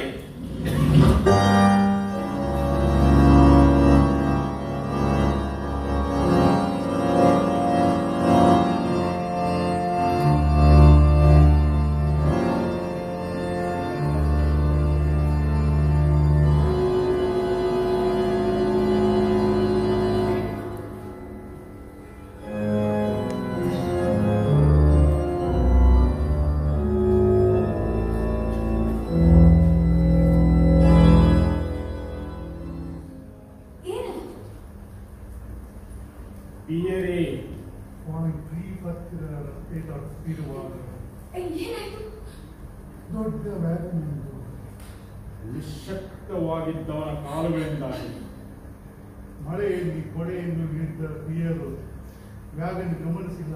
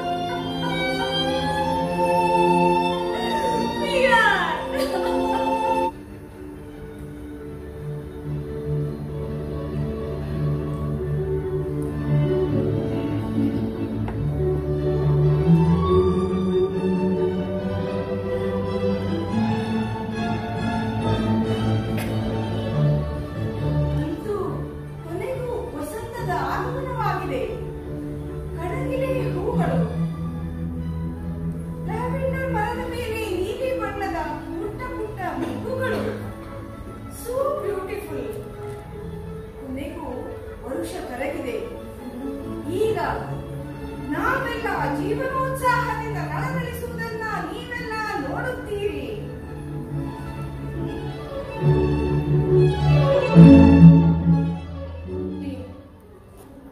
ಇನ್ನು ಮುಂಜಾನೆ ನಾನು ತುಂಬಾ ಶಾಂತಳಾಗಿದ್ದೆ. ಆದ್ರೆ ಹೊತ್ತು ಕಳೆದ ಹಾಗೆ ಕಾಡು ಮೃಗದ ಹಾಗೆ ಚಡ್ಪಡಿಸ್ತಾ ಇದ್ದೆ. ಹಿಪ್ನೋಟೈಸ್ಗೆ ಒಳಗಾದಂತೆ ಬೀದಿ ಬೀದಿ ಅಲಿತಾ ಇದ್ದೆ. ಏನ್ ಮಾಡೋದು ಅರ್ಥ ಇಲ್ಲ. ಆದ್ರೆ ನಾನು ಆತ್ಮಹತ್ಯೆ ಮಾಡ್ಕೊಳ್ಳೋದಿಲ್ಲ. ನನಗೆ ಅದರ ಮನಸ್ಸು ಇಲ್ಲ. ಆದ್ರೆ ನಿನ್ನನ್ನು ಎಳ್ಕೊಂಡು ಹೋದ ವ್ಯಾಗನೊಂದು ನನ್ನನ್ನು ಎಳ್ಕೊಂಡು ಹೋಗಬಾರ್ದು ಅಂತ ನನಗೆ ಹಲವು ಬಾರಿ ಅನ್ಸುತ್ತೆ ಪ್ರಿಯ.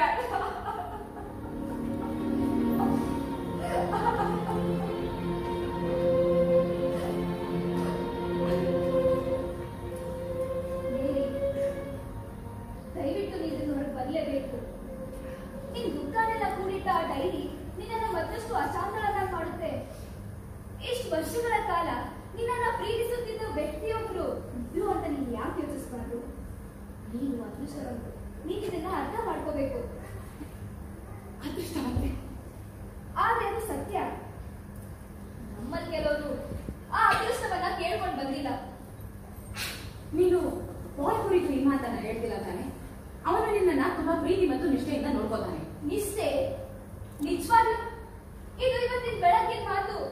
ನಾನು ದುರಹಂಕಾರಿ ಅಂತೆ ಒಂದ್ಸಲ ಅಲ್ಲ 2 ಬಾರಿ ಮಾತು ಒಂದ್ ಬಾಯಿಗೆ ಬಂತು. ಅವನು ನನ್ನ ಜೊತೆ ಎಷ್ಟು ಒರಟಾಗಿ ನಡ್ಕೋತಾನ ಅಂತ ನಿಂಗೆ ಗೊತ್ತಿಲ್ಲ ಮೇರಿ. ನಮ್ ಜೀವನದ ಮಟ್ಟವನ್ನು ಸುಧಾರಿಸೋ ಯಾವ ಪ್ರಯತ್ನ ನಾವು ಮಾಡ್ತಿಲ್ಲ. ಒಂದ್ ದೊಡ್ಡ ಕಂಪನಿಯಲ್ಲಿ ಕೆಲಸ ಮಾಡ್ಬೋದಂತ ಅವಕಾಶ ಇತ್ತು. ಬದಲಾಗಿ ಸುಖವಾಗಿ ಜೀವನ ನಡೆಸ್ಬೋದು. ನೀನು ಅದೃಷ್ಟವಂತ, ನೀನು ಕೃತಜ್ಞರಾಗಿರ್ಬೇಕು ಮೇರಿ. ಇದನ್ನೆಲ್ಲ ಮಾತಾಡಿ ಇದು ಸರಿಯಾದ ಸಮಯ ಅಲ್ಲ. ಅವನು ಯಾವುದೋ ಒಂದು ಫ್ಯಾಕ್ಟರಿಯಲ್ಲಿ ಡೈನಮೋಗಳನ್ನ ಡಿಸೈನ್ ಮಾಡ್ತಾ ಕೂತಿದ್ರೆ ಬ್ರೌನಿಯನ್ ಮೋಷನ್ ಬಗ್ಗೆ ಲೇಖನ ಬರೆಯಲು ಸಾಧ್ಯ ಆಗ್ತಿತ್ತ? ಅಯ್ಯೋ ದೇವ್ರೆ, ನಾನು ಅವನ ಭಾಷಣ ಕೇಳಕ್ಕೆ ಹೋಗಿದ್ದೆ. ಆದ್ರೆ ಅದು ಏನು ಅಂತ ನನ್ಗೆ ಅರ್ಥನೇ ಆಗಿಲ್ಲ. ಅವನ ಬುದ್ಧಿವಂತಿಕೆ ಬಗ್ಗೆ ನಿಮಗೆ ಎಳ್ಳಷ್ಟು ಅರಿವಿಲ್ಲ. ಅವನ ಮೇಧಾವಿ. ಐನ್ಸ್ಟೈನ್ ಹೇಳಿದ್ದಕ್ಕಿಂತ ತುಂಬಾ ಸರಳವಾಗಿ ಬ್ರೌನಿಯನ್ ಮೋಷನ್ ಬಗ್ಗೆ ವಿವರಿಸಿದ್ದಾನೆ. ಗಣಿತದ ಒಂದು ಹೊಸ ಶಾಖೆಯನ್ನೇ ಪ್ರಾರಂಭಿಸಿದ್ದಾನೆ. ಮೇರಿ, ನಾನು ಸಾಕಷ್ಟು ಚುರುಕಿಲ್ಲ ಅಂತ ಅವ್ರು ನನ್ನ ಮೇಲೆ ತಿರಸ್ಕಾರ. ಇದು ನಿರಂತರವಾಗಿ ನನ್ನ ಗಮನಕ್ಕೆ ಬರ್ತಾ ಇರುತ್ತೆ.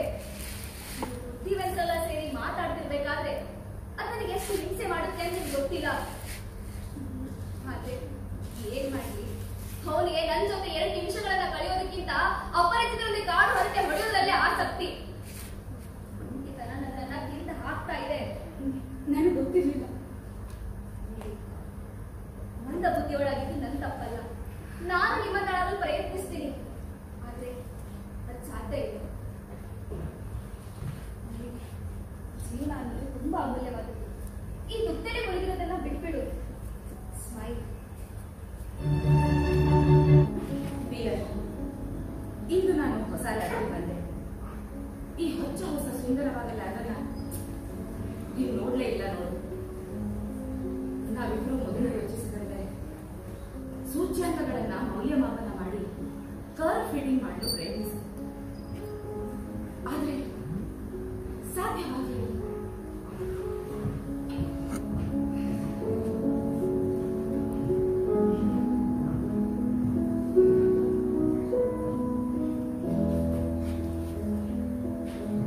ಆಹಾ, ಇದು ತುಂಬಾ ಚೆನ್ನಾಗಿದೆ. ಇಲ್ಲಿ ನಾವು ಉಸಿರಾಡಬಹುದು. ಹೌದು, ಇದು ಹಳೆ ಲ್ಯಾಬ್ನಿಂದ ತುಂಬಾ ಉತ್ತಮ. ಆಗಿನ ಉಪಕರಣಗಳಲ್ಲಿ ತುಂಬಿರುತ್ತಿದ್ದ ಇದ್ದಲಿನ ಧೂಳು, ಛಾವಣಿಯಿಂದ ಸೋರುತ್ತಿದ್ದ ಮಳೆಯ ನೀರು, ಆ ಜಾಗಕ್ಕೆ ಸಂಬಂಧಿಸಿದಂತೆ ಯಾವುದು ಹೆಚ್ಚು ನೆನಪಾಗುತ್ತದೆ? ಯಾವ ನೆನಪಾಗುತ್ತೆ? ಸೋನಿ, ನಾನು ಮಾತು ಆರಂಭಿಸಿದ್ದು ಅಷ್ಟು ಸೂಕ್ತವಾಗಿರಲಿಲ್ಲವೇನೋ. ನಾನು ಈ ನಿನ್ನ ಪ್ರಯೋಗಾಲಯ ನೋಡಲು ಬರಲಿಲ್ಲ. ಮತ್ತೆ ನೀನು ನಿಜವಾಗಲೂ ಕೆಲಸ ಆರಂಭಿಸಿದ್ದೀಯಾ? ಅಷ್ಟೇನಿಲ್ಲ. ನೀನು ಕೆಲಸ ಆರಂಭಿಸಬೇಕು. ನಾನು ಪ್ರಯತ್ನಿಸ್ತಿದ್ದೀನಿ, ಆದ್ರೆ ಕಷ್ಟ ಆಗ್ತಿದೆ ಬಾಯ್. ಮನಸ್ಸಲ್ಲಿ ಏನೇನೋ ಯೋಚನೆಗಳು ಮೂಡುತ್ತವೆ. ಅವನಿಗೆ ಹಚ್ಕೋಬೇಕು ಅಂತ ಅರ್ಥ ನೋಡ್ತೀವಿ. ಆಗ ನನಗಲ್ಲಿ ಸಿಗೋದು ಬರೀ ಶೂನ್ಯ ಮಾತ್ರ. ನೋಡು, ರೇಡಿಯಂ ಅನ್ನ ಬೇರೆಯವರು ಕಂಡು ಹಿಡಿಯೋದನ್ನ ನೀನು ಸಹಿಸೋದಿಲ್ಲ ಅಂತ ಅನೇಕ ಬಾರಿ ನೀನೇ ಹೇಳಿದ್ದೀಯ. ಹೌದು, ನಾನು ಪ್ರಯತ್ನ ಪಡ್ತಾ ಇದ್ದೀನಿ. ರೇಡಿಯಂ ಅನ್ನ ಕಂಡು ಹಿಡಿದವರಿಗೆ ಪ್ರಶಸ್ತಿ ಖಚಿತ ಅನ್ನೋದು ನಮಗೆಲ್ಲ ಗೊತ್ತಿದೆ. ರೇಡಿಯಂ ನಿಂದದು. ನೀನು ಸುಮ್ಮನಾದ್ರೆ ಅದು ಬೇರೆಯವರ ಪಾಲಾಗುತ್ತದೆ. ನನಗೆ ಗೊತ್ತು ಬಾಯ್, ನಾನು ಪ್ರಯತ್ನಿಸ್ತಿದ್ದೀನಿ ಅನ್ನಲ್ಲ. ಆಯ್ತು. ಆ ಕೆನಡನ ವಿಷಯ ಗೊತ್ತಾಯ್ತಾ? ಏನದು ಅವನ ವಿಷಯ? ಅವನು ಹೇಳ್ತಾ ಇದ್ದಾನೆ, ನೀನು ಹೊಸ ಧಾತುವನ್ನು ಕಂಡು ಹಿಡಿಯುತ್ತಿಲ್ಲ, ಅದು ಅನೇಕ ಸಂಯುಕ್ತಗಳ ಧಾತುಗಳ ಮಿಶ್ರಣ ಅಂತ ಹೇಳಿ. ಆ ರ್ಯಾಂಡೋಜನ್ ಎಕ್ಸ್ರೇ ಕಿರಣಗಳನ್ನು ಕಂಡುಹಿಡಿದ್ನಲ್ಲ, ಆವಾಗ ಅವನು ಹೀಗೆ ಪ್ರತಿಕ್ರಿಯಿಸಿದ್ದ. ಅವನು ಇದನ್ನೆಲ್ಲ ಅರ್ಥೈಸ್ಕೊಳ್ಳೋದ್ರಲ್ಲಿ ಸ್ವಲ್ಪ ಹಿಂದೆನೆ. ಆದರೂ ರೇಡಿಯೋವನ್ನು ಶುದ್ಧ ರೂಪದಲ್ಲಿ ಮುಂದಿಡುವವರೆಗೂ ಅವನು ಹೀಗೆ ಮಾತಾಡ್ತಾ ಇದ್ದಾನಲ್ವಾ? ಅದೆಲ್ಲ ಇರ್ಲಿ, ನೀನು ಈ ಹೊಸ ಲ್ಯಾಬನ್ನ ಚೆನ್ನಾಗಿ ನೋಡಿಲ್ಲ ಅನ್ಸುತ್ತೆ. ಬಾ, ನಾನೇನು ತೋರಿಸ್ತೀನಿ. ಆಯ್ತು.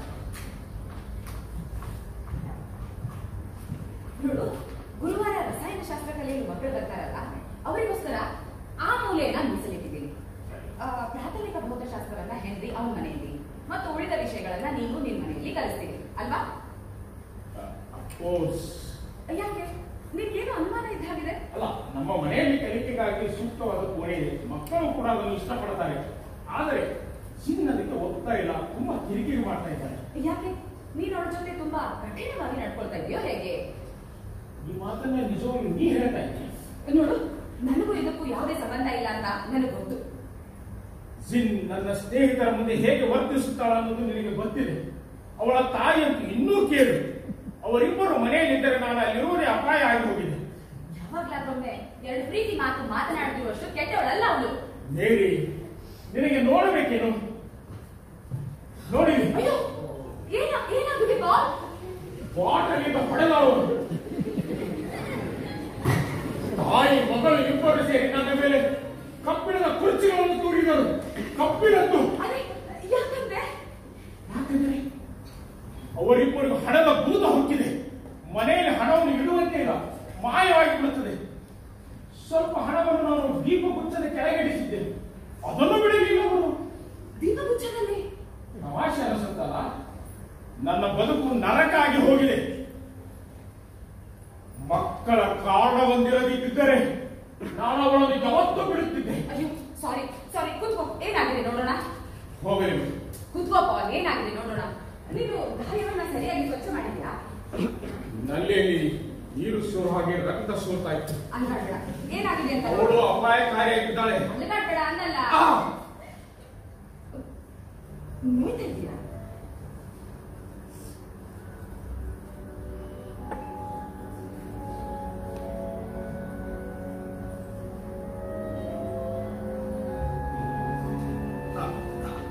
ಥ್ಯಾಂಕ್ಸ್ ಮೇರಿ. ನೀನು ನೋಡು, ಕೆಲಸ ಮಾಡುವುದನ್ನು ನಿಲ್ಲಿಸಬಾರದು. ನಿನ್ನ ಮನಸ್ಸು ಎಲ್ಲೆಲ್ಲೂ ಹೋಗ್ತಾ ಇದೆ, ನೀನು ಅದರ ಹಿಂದೆನೇ ಹೋಗ್ಬೇಕು. ನಾನು ಪ್ರಯತ್ನಿಸ್ತಿದ್ದೀನಿ, ಆದ್ರೆ ಚಿಕ್ಕ ಚಿಕ್ಕ ಕೆಲಸಗಳನ್ನು ಅವನು ಬಿಟ್ಟು ಮಾಡೋದು ಅವನಿಗೆ ದ್ರೋಹ ಬದ್ಧ ಹಾಗೆ ಅನಿಸ್ತಾ ಇದೆ. ನಾನು ಬದಲಾಗ್ತಿದ್ದೀನಿ ಅನಿಸ್ತಾ ಇದೆ. ಬದಲಾಗಲೇಬೇಕು.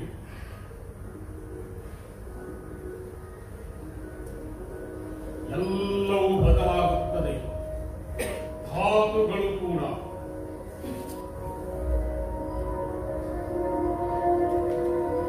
ಸ್ಥಿರವಲ್ಲದ್ದು ಮಾತ್ರ. ಬದಲಾಗುವುದು ದೌರ್ಬಲ್ಯದ ಲಕ್ಷಣ ಅಂದುಕೊಂಡಿಯೇ? ಖಂಡಿತವಾಗಿಯೂ ಅಲ್ಲ, ಅದು ಗಟ್ಟಿತನದ ಸಂಕೇತ.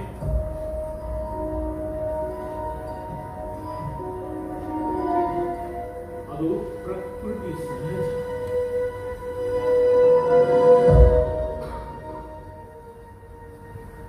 ಅದು ನಿನಗೆ ಏಕೆ ಅರ್ಥವಾಗುತ್ತಿಲ್ಲ? ನೀನು ವಿವರಿಸುತ್ತಿರುವ ಎಲ್ಲ ಬದಲಾವಣೆಗಳು ಈಗ ನಿನ್ನಲ್ಲಿ ಕಾಣಿಸಿಕೊಳ್ಳುತ್ತಿವೆ. ವಸ್ತುಗಳ ಒಳಗಿನ ಸೂಸುವ ವಿಕಿರಣಗಳ ಉದ್ರಿಕ್ತ ಚಲನೆಗಳು ಕಾಲ ಕಳೆದಂತೆ ಯುರೇನಿಯಂ ಥೋರಿಯಂ ಆಗಿ, ಥೋರಿಯಂ ರೇಡಿಯಂ ಆಗಿ ಬದಲಾಗುತ್ತದೆ. ನಿನ್ನಷ್ಟು ಪ್ರಭಾಸ ಹೊಂದಿದ ವ್ಯಕ್ತಿಯು ಬದಲಾವಣೆ ಹೊಂದದೇ ಇರಲು ಸಾಧ್ಯವೇ ಇಲ್ಲ. ಬದಲಾವಣೆ ನಿನ್ನಲ್ಲಿ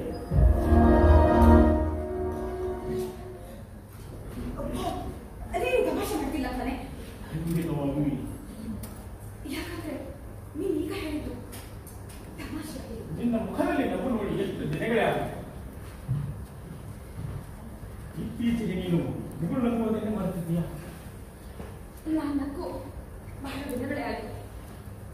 ಆದ್ರೆ ನಿನ್ನ ವಿಷಯ ಏನು? ನನ್ನ ವಿಷಯ ಏನು? ಬದಲಾವಣೆ. ಯಾವ ಬದಲಾವಣೆ? ಅವಳು ನಿನ್ ಮೇಲೆ ಗುಜ್ಜಿ ಎಸಿತಾಳೆ, ನಿನ್ ತಲೆಗೆ ಬಾಟ್ಲಿಯಿಂದ ಹೊಡಿತಾಳೆ. ಇದನ್ನ ಎಷ್ಟು ದಿನ ಅಂತ ಸಹಿಸ್ಕೊತೀಯಪ್ಪ? ಮೇರಿ,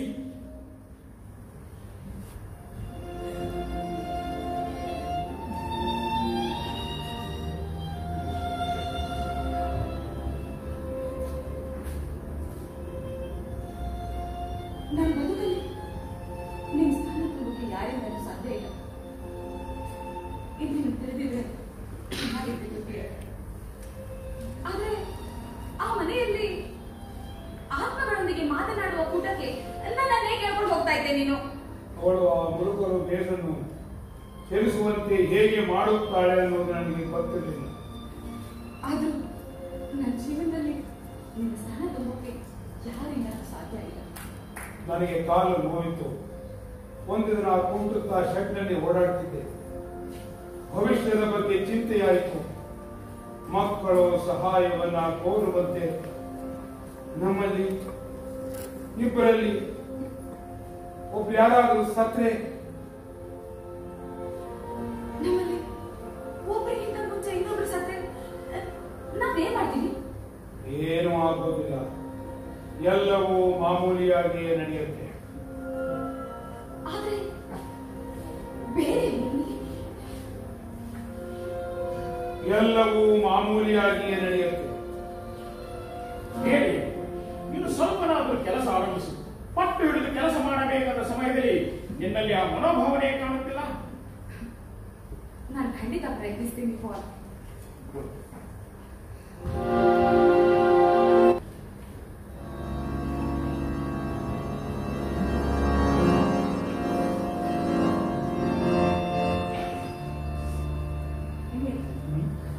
ಪ್ರಯೋಗಾಲಯದಲ್ಲಿ ನಡೀತಾ ಇರೋದು ನನಗೇನೋ ಸರಿ ಕಾಣ್ತಾ ಇಲ್ಲ. ನನಗೂ ಕೂಡ ದಿನದ ದಿನಕ್ಕೆ ಅವಳು ಶಕ್ತಿ ಆಗ್ತಾ ಇದ್ದಾಳೆ. ನೀನು ಯಾವ್ದ್ರ ಬಗ್ಗೆ ಹೇಳ್ತಾ ಇದ್ರಿ?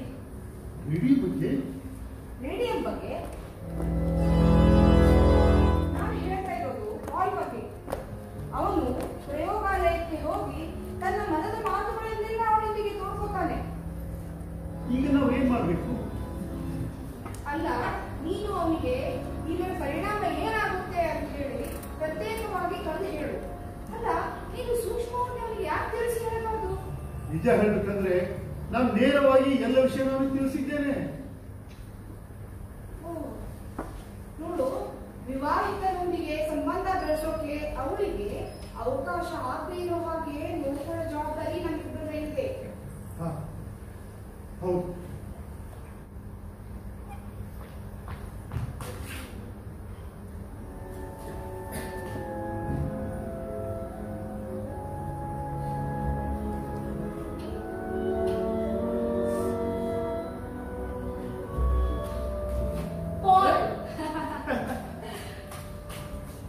ನನಗೆ ಈಗ ತುಂಬಾ ಕಡಿಮೆ ಸಮಯ. ಎಷ್ಟಿದೆ? ಇನ್ನೂ ಕಡಿಮೆ ಆಗ್ತಿತ್ತು. ನಾನು ಓಡೋಡ್ತಾ ಬಂದೆ. ನೀನು ಓಡಾಡಿ ಬರೋದಕ್ಕೆ ಯಾಕೆ ಹೋದೆ? ನಿನ್ನ ಆರೋಗ್ಯದ ಬಗ್ಗೆ ಗಮನ ಕೊಡಬಾರದೆ? ಪಾಲ್, ನಾನೇನು ಸಾಯ್ತಿಲ್ಲ. ನೀನೀಗ ಹೇಳ್ತಿರೋದು ಚೂರು ರೊಮ್ಯಾಂಟಿಕ್ ಆಗಿಲ್ಲ ನೋಡು. ಏನಿ, ನೀನು ನಿಮ್ಮ ಮನೆ ಹಾಲಿನಲ್ಲಿ ಮುಚ್ಚೋಗಿ ಬಿದ್ದಿದ್ದೇನೆ, ಹೌದಾ? ಹೌದು, ಸ್ವಲ್ಪ ಹೊತ್ತು ಮಾತ್ರ. ನಿನ್ನ ಮಗಳು ಬಂದು ನೋಡಿ ಎಚ್ಚರಿಸಿದಳಂತೆ, ಹೌದಾ? ಹೌದು, ನಾನು ಅವಳಿಗೆ ಎಲ್ಲ ತಿಳಿಸ್ಹೇಳಿದ್ದೀನಿ. ಅವಳೇನ್ ಗಾಬರಿ ಆಗಲ್ಲ. ಹೇಳಿ, ಯಾಕೆ ಇಷ್ಟು ಧಾವಂತ ನಿಧಾನಿಸಬಾರದೆ? ಅದ್ ಹೇಗಾಗುತ್ತೆ? ನನ್ಗಿಂತ ಮುಂಚೆ ಯಾರಾದ್ರೂ ರೇಡಿಯೋ ಕಂಡ್ಬಿಟ್ರೆ ಚೆನ್ನಾಗಿರ್ತೇನೆ. ನಿನ್ನ ಕೈಗಳನ್ನು ಹೇಗಾಗಿದ್ದವು? ಅಲ್ಲ, ಆಗಾಗ ಬಿಸಿನೆಸ್ಗೆ ಒಳಗಾಗಿ ಮೂರ್ಛೆ ಬೀಳ್ತೀಯ. ಇದೆಲ್ಲ ಏನು? ಇಲ್ಲ ಪಾಲ್, ಯಾವಾಗ್ಲಾದ್ರೂ ಸುಸ್ತಾಗುತ್ತೆ, ಬಿಸಿನೆಸ್ ಆಗುತ್ತೆ. ಆದ್ರೆ ಇದೇನು ಸತ್ಯ ಆಗಲ್ಲ. ನಾನು ಸ್ಟ್ರಾಂಗ್ ಆಗೇ ಇದ್ದೀನಿ. ಇಷ್ಟು ಸ್ಟ್ರಾಂಗ್ ಹೇಗೆ ಬರುತ್ತೆ ನಿನಗೆ? ನಾನು ಮತ್ತು ನನ್ನ ಮಗಳನ್ನ ನಿರ್ಗಿಸ್ತೀನಲ್ಲ, ಎಂತವರೆಗೂ ಬರುತ್ತೆ. ನೀನು ಒಂದ್ಸತಿ ಟ್ರೈ ಮಾಡಿ ನೋಡು. ಸಾಧ್ಯನೇ ಇಲ್ಲ. ಪಕ್ಕಡವನ್ನ ಬಟಾಯಿಸೋದು ಮಹಿಳೆ ಇರುತ್ತೆ, ನಾವುಗೆ ಸಾಧ್ಯ ಇಲ್ಲ. ಏನಂದ್ರೆ ನೀನು ಮಹಿಳೆ ಇರುತ್ತೆ. ಹೇಳು ಸಾರಿ, ಹೇಳು ಸಾರಿ. ಕಿವಿ ನಿಲ್ತೇನೆ. ಸಾರಿ, ಸಾರಿ, ಐ ಆಮ್ ಸಾರಿ. ನೀನು ಇವತ್ತು ಮುಂಜಾನೆ 10:23ಕ್ಕೆ ಏನ್ ಮಾಡ್ತಾ ಇದ್ದೆ? ಗೊತ್ತಿಲ್ಲ.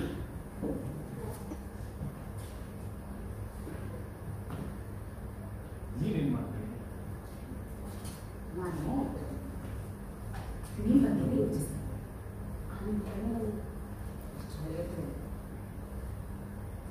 ಹುಡುಗರಿಗೆ ಪೊಲೋನಿಯಂನ ಹಾಫ್ ಲೈಫ್ ಬಗ್ಗೆ ಹೇಳ್ತಾ ಇದ್ದೆ. ನನ್ನ ಮನಸ್ಸೆಲ್ಲ ನಿಮ್ ಗಂಡಲ್ಲ ನೋಡಿ.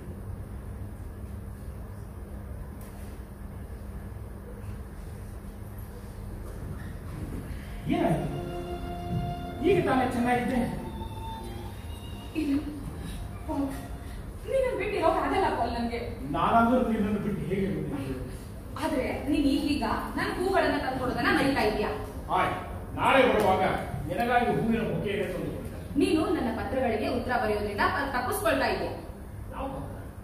ಅದು ನೀನು ಮತ್ತೆ ಜೀನ್ ಬ್ರಿಟನ್ ನಲ್ಲಿ ಇದ್ರಲ್ಲ, ಅವಾಗ ನಾನ್ ನಿನ್ ಬದಲು ಪತ್ರ. ಯಾವ ಪತ್ರ? ಏನು? ಆ ಪತ್ರ ನಿನ್ಗೆ ಸಿಗ್ಲೇ ಇಲ್ವಾ? ಬ್ರಿಟನ್ ನಿನಗೆ ಯಾವ ಪತ್ರಗಳು ಸಿಕ್ಕೇ ಇಲ್ಲ. ಅಯ್ಯೋ, ಅದೇನಾದ್ರೂ ಜೀನ್ ಕೈಯಲ್ಲಿ ಸಿಕ್ಕಿರ್ಬೋದಾ?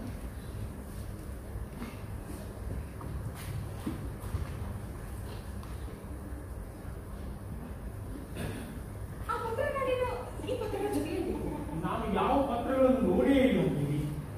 ಅಯ್ಯೋ,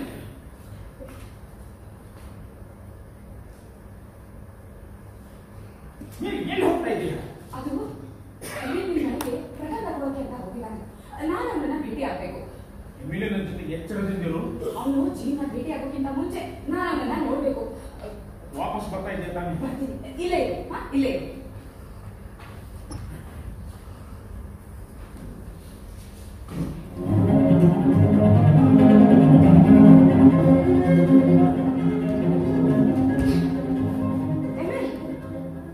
ನೀನು ಕಾಲ್ ಮಾಡಿದ್ದೀನಿ. ಓಹ್ ಸಾರಿ, ನಾನು ಇದರೊಳಗೆ ಮುಳುಗಿದ್ದೆ.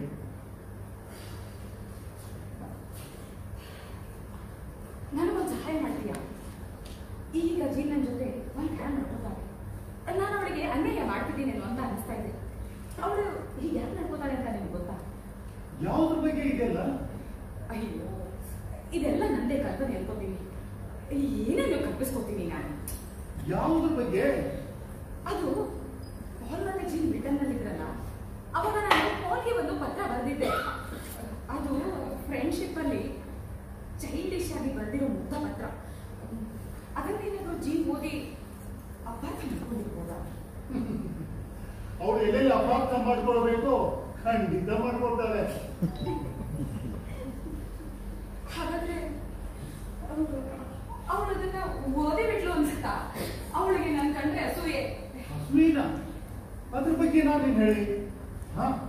ನಾವು ಮೂರು ಮೆಟ್ರೋದಲ್ಲಿ ತಯಾರು ಮಾಡಿದಾಗ ಪಾಲ್ ಒಂದು ಹುಡುಗಿಗೆ ತನ್ನ ಜರ ಬಿಟ್ಕೊಟ್ಟ. ನೋಡ್ಬೇಕಿತ್ತು ಅವಳ ಗಲಾಟೆನ. ನಾವು ಮುಟ್ಟೋ ಸ್ಟೇಷನ್ ವರೆಗೂ ಸಹ ಇತ್ತು. ಅವಳು ಓದಿ ಬಿಟ್ಟಿರ್ಬಹುದು ಅದನ್ನ. ನನಗೇನು ಆಶ್ಚರ್ಯ ಅನ್ಸೋದಿಲ್ಲ. ಹಾಗಾದ್ರೆ ಅವಳು ಆ ಪತ್ರದ ಬಗ್ಗೆ ಪ್ರಸ್ತಾಪ ಮಾಡಲಿಲ್ಲ ಅಂದ್ರೆ ನಾವು ಅದ್ರ ಬಗ್ಗೆ ಮಾತಾಡೋದು ಬೇಡ. ಆಯ್ತು.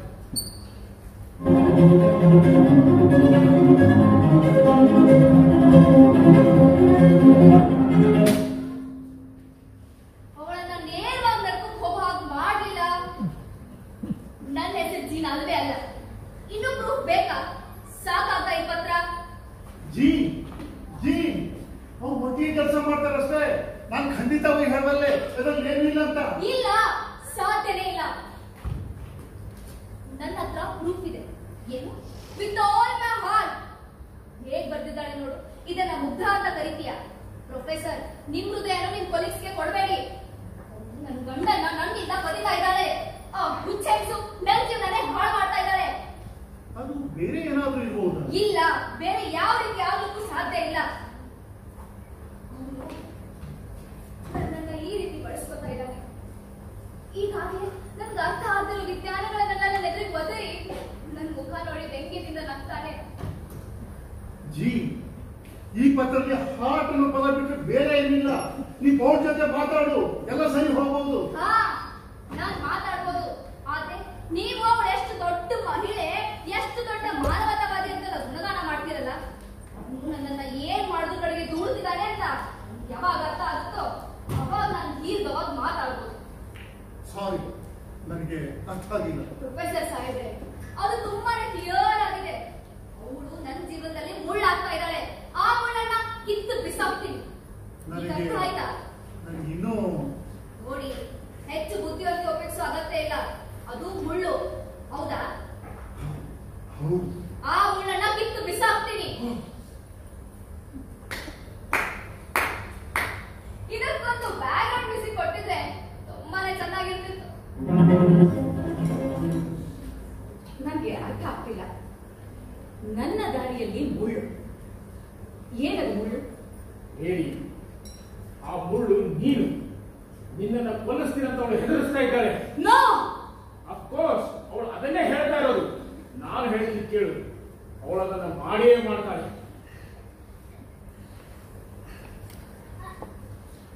ಏನಾದರೂ ಸಹಾಯ ಮಾಡಲ್ಲ? ಆದ್ರೆ ಅವಳು ಹೀಗೆಲ್ಲ ಮಾತಾಡ್ತಿದ್ದಾಳೆ ಅಂದ್ರೆ ಅವಳ ಮನಸ್ಸಿಗೆ ತುಂಬಾ ನೋವಾಗಿರ್ಬೇಕು. ಹಾಗೇನಿಲ್ಲ. ಅವಳು ಇನ್ನೊಬ್ಬರ ಮನಸ್ಸಿಗೆ ಎಷ್ಟು ಸಾಧ್ಯವಷ್ಟು ನೋವು ಕೊಡುವ ಮನಸ್ಥಿತಿ ಇರುವಂತಹ ಹೆಂಗಸು. ಅವಳಿಗೆ ಏನು ಬೇಕು ಅದು ಸಿಗದೆ ಹೋದರೆ ಹುಚ್ಚಾಗಿ ಬಿಡ್ತಾಳೆ. ಅಯ್ಯೋ ಅಯ್ಯೋ ಪಾಲ್, ನನಗೆ ಕಾನ್ಸಂಟ್ರೇಟ್ ಮಾಡಕ್ ಆಗ್ತಿಲ್ಲ. ನನ್ನ ತಲೆ ಬಿಮ್ ಬರ್ತಾ ಇದೆ. ಏನು ಯೋಚಕ್ ಆಗ್ತಿಲ್ಲ ಪಾಲ್ ನನಗೆ. ಸ್ವಲ್ಪ ವಿಶ್ರಾಂತಿ ಯಾಕೆ ತೆಗೆದುಕೊಳ್ಳಬಾರದು? ಇಲ್ಲ, ಸ್ವಲ್ಪ ಸಮಯ ಬೇಕು. ಆ ಕ್ರಿಸ್ಟಲ್ಗಳು ನಿಜವಾಗಿ ಕಾಣಬೇಕು.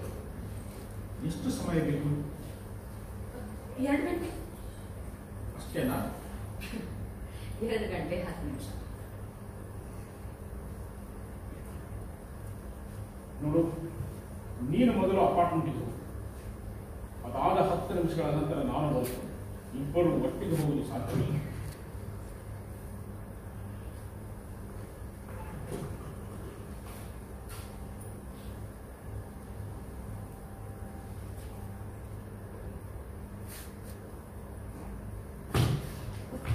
ಪೌಲ್, ನಿಮ್ಗಿದೆಲ್ಲ ಅಸಹ್ಯ ಅನ್ಸೋದಿಲ್ವಾ? ಈ ಕಳ್ಳ ತರ ಓಡಾಡೋದು, ಅಪಾರ್ಟ್ಮೆಂಟಿಗೆ ಹೋಗೋದು.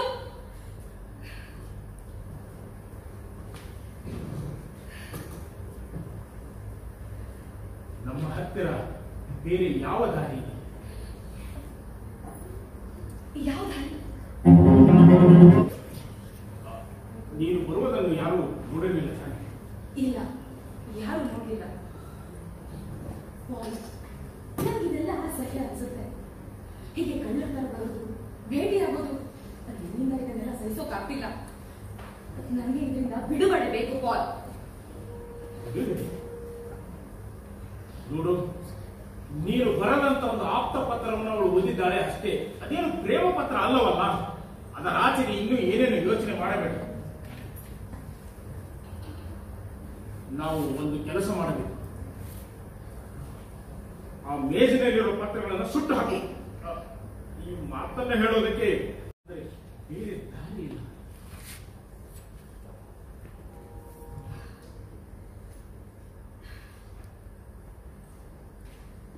ಓ, ನೀನ್ ಇದನ್ನ ಇಲ್ಲಿಟ್ಟಿದ್ಯಾ? ಏನದು? Cold cream. ನಾನು ಕೈ ಮುಚ್ಕೊಳ್ತಿದ್ದಲ್ಲ ಅದು. ನಾನು ಇದನ್ನ ಬಾತ್ರೂಮ್ ನಲ್ಲಿ ಇಟ್ಟಿದ್ದೆ ಪಾಲ್.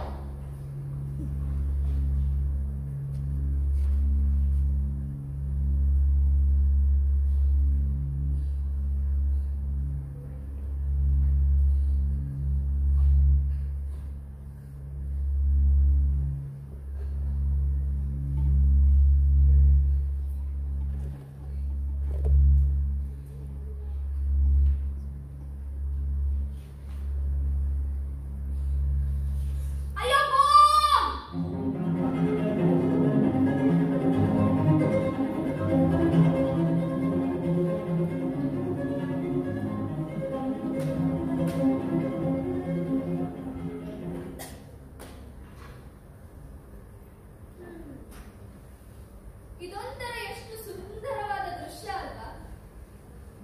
ಬ್ರಿಟನ್ ನಲ್ಲಿ ನೀನು ನಿನ್ನ ಹೆಂಡತಿಯೊಂದಿಗೆ ಕೂತು ಊಟ ಮಾಡ್ತಿರ್ಬೇಕಾದ್ರೆ ನಿನ್ ಮನ್ಸು ಮಾತ್ರ ಪ್ಯಾರಿಸ್ ನಲ್ಲಿರುವ ಇನ್ನೊಂದು ಹೆಂಗಸಿನ ನೆರಳಿನ ಪರಿಮಳ ಬಗ್ಗೆ ಯೋಚಿಸ್ತಿರುತ್ತೆ. ಮಜಾ ಅಲ್ವಾ? ಪ್ಲೀಸ್, ದಯವಿಟ್ಟು ಅದನ್ನೇ ಹೇಳಬೇಡ. ಮತ್ತೆ ಮತ್ತೆ ನನ್ನನ್ನು ಈ ಸ್ಥಿತಿಗೆ ತಳ್ಳಬೇಡ. ಮೈ ಪರಿಮಳದ ಬಗ್ಗೆ ನಿಮ್ಗೆ ಏನ್ ಸೆಳೆತ ಅಲ್ವಾ? ಇದನ್ನ ಸ್ವಲ್ಪ ದೂರದಿಂದ ನೋಡಿದ್ರೆ ನೀನು ಒಬ್ಬ ಪರ್ವತ ಅಂತ ನಿನ್ಗೆ ಅನ್ಸಲ್ವಾ?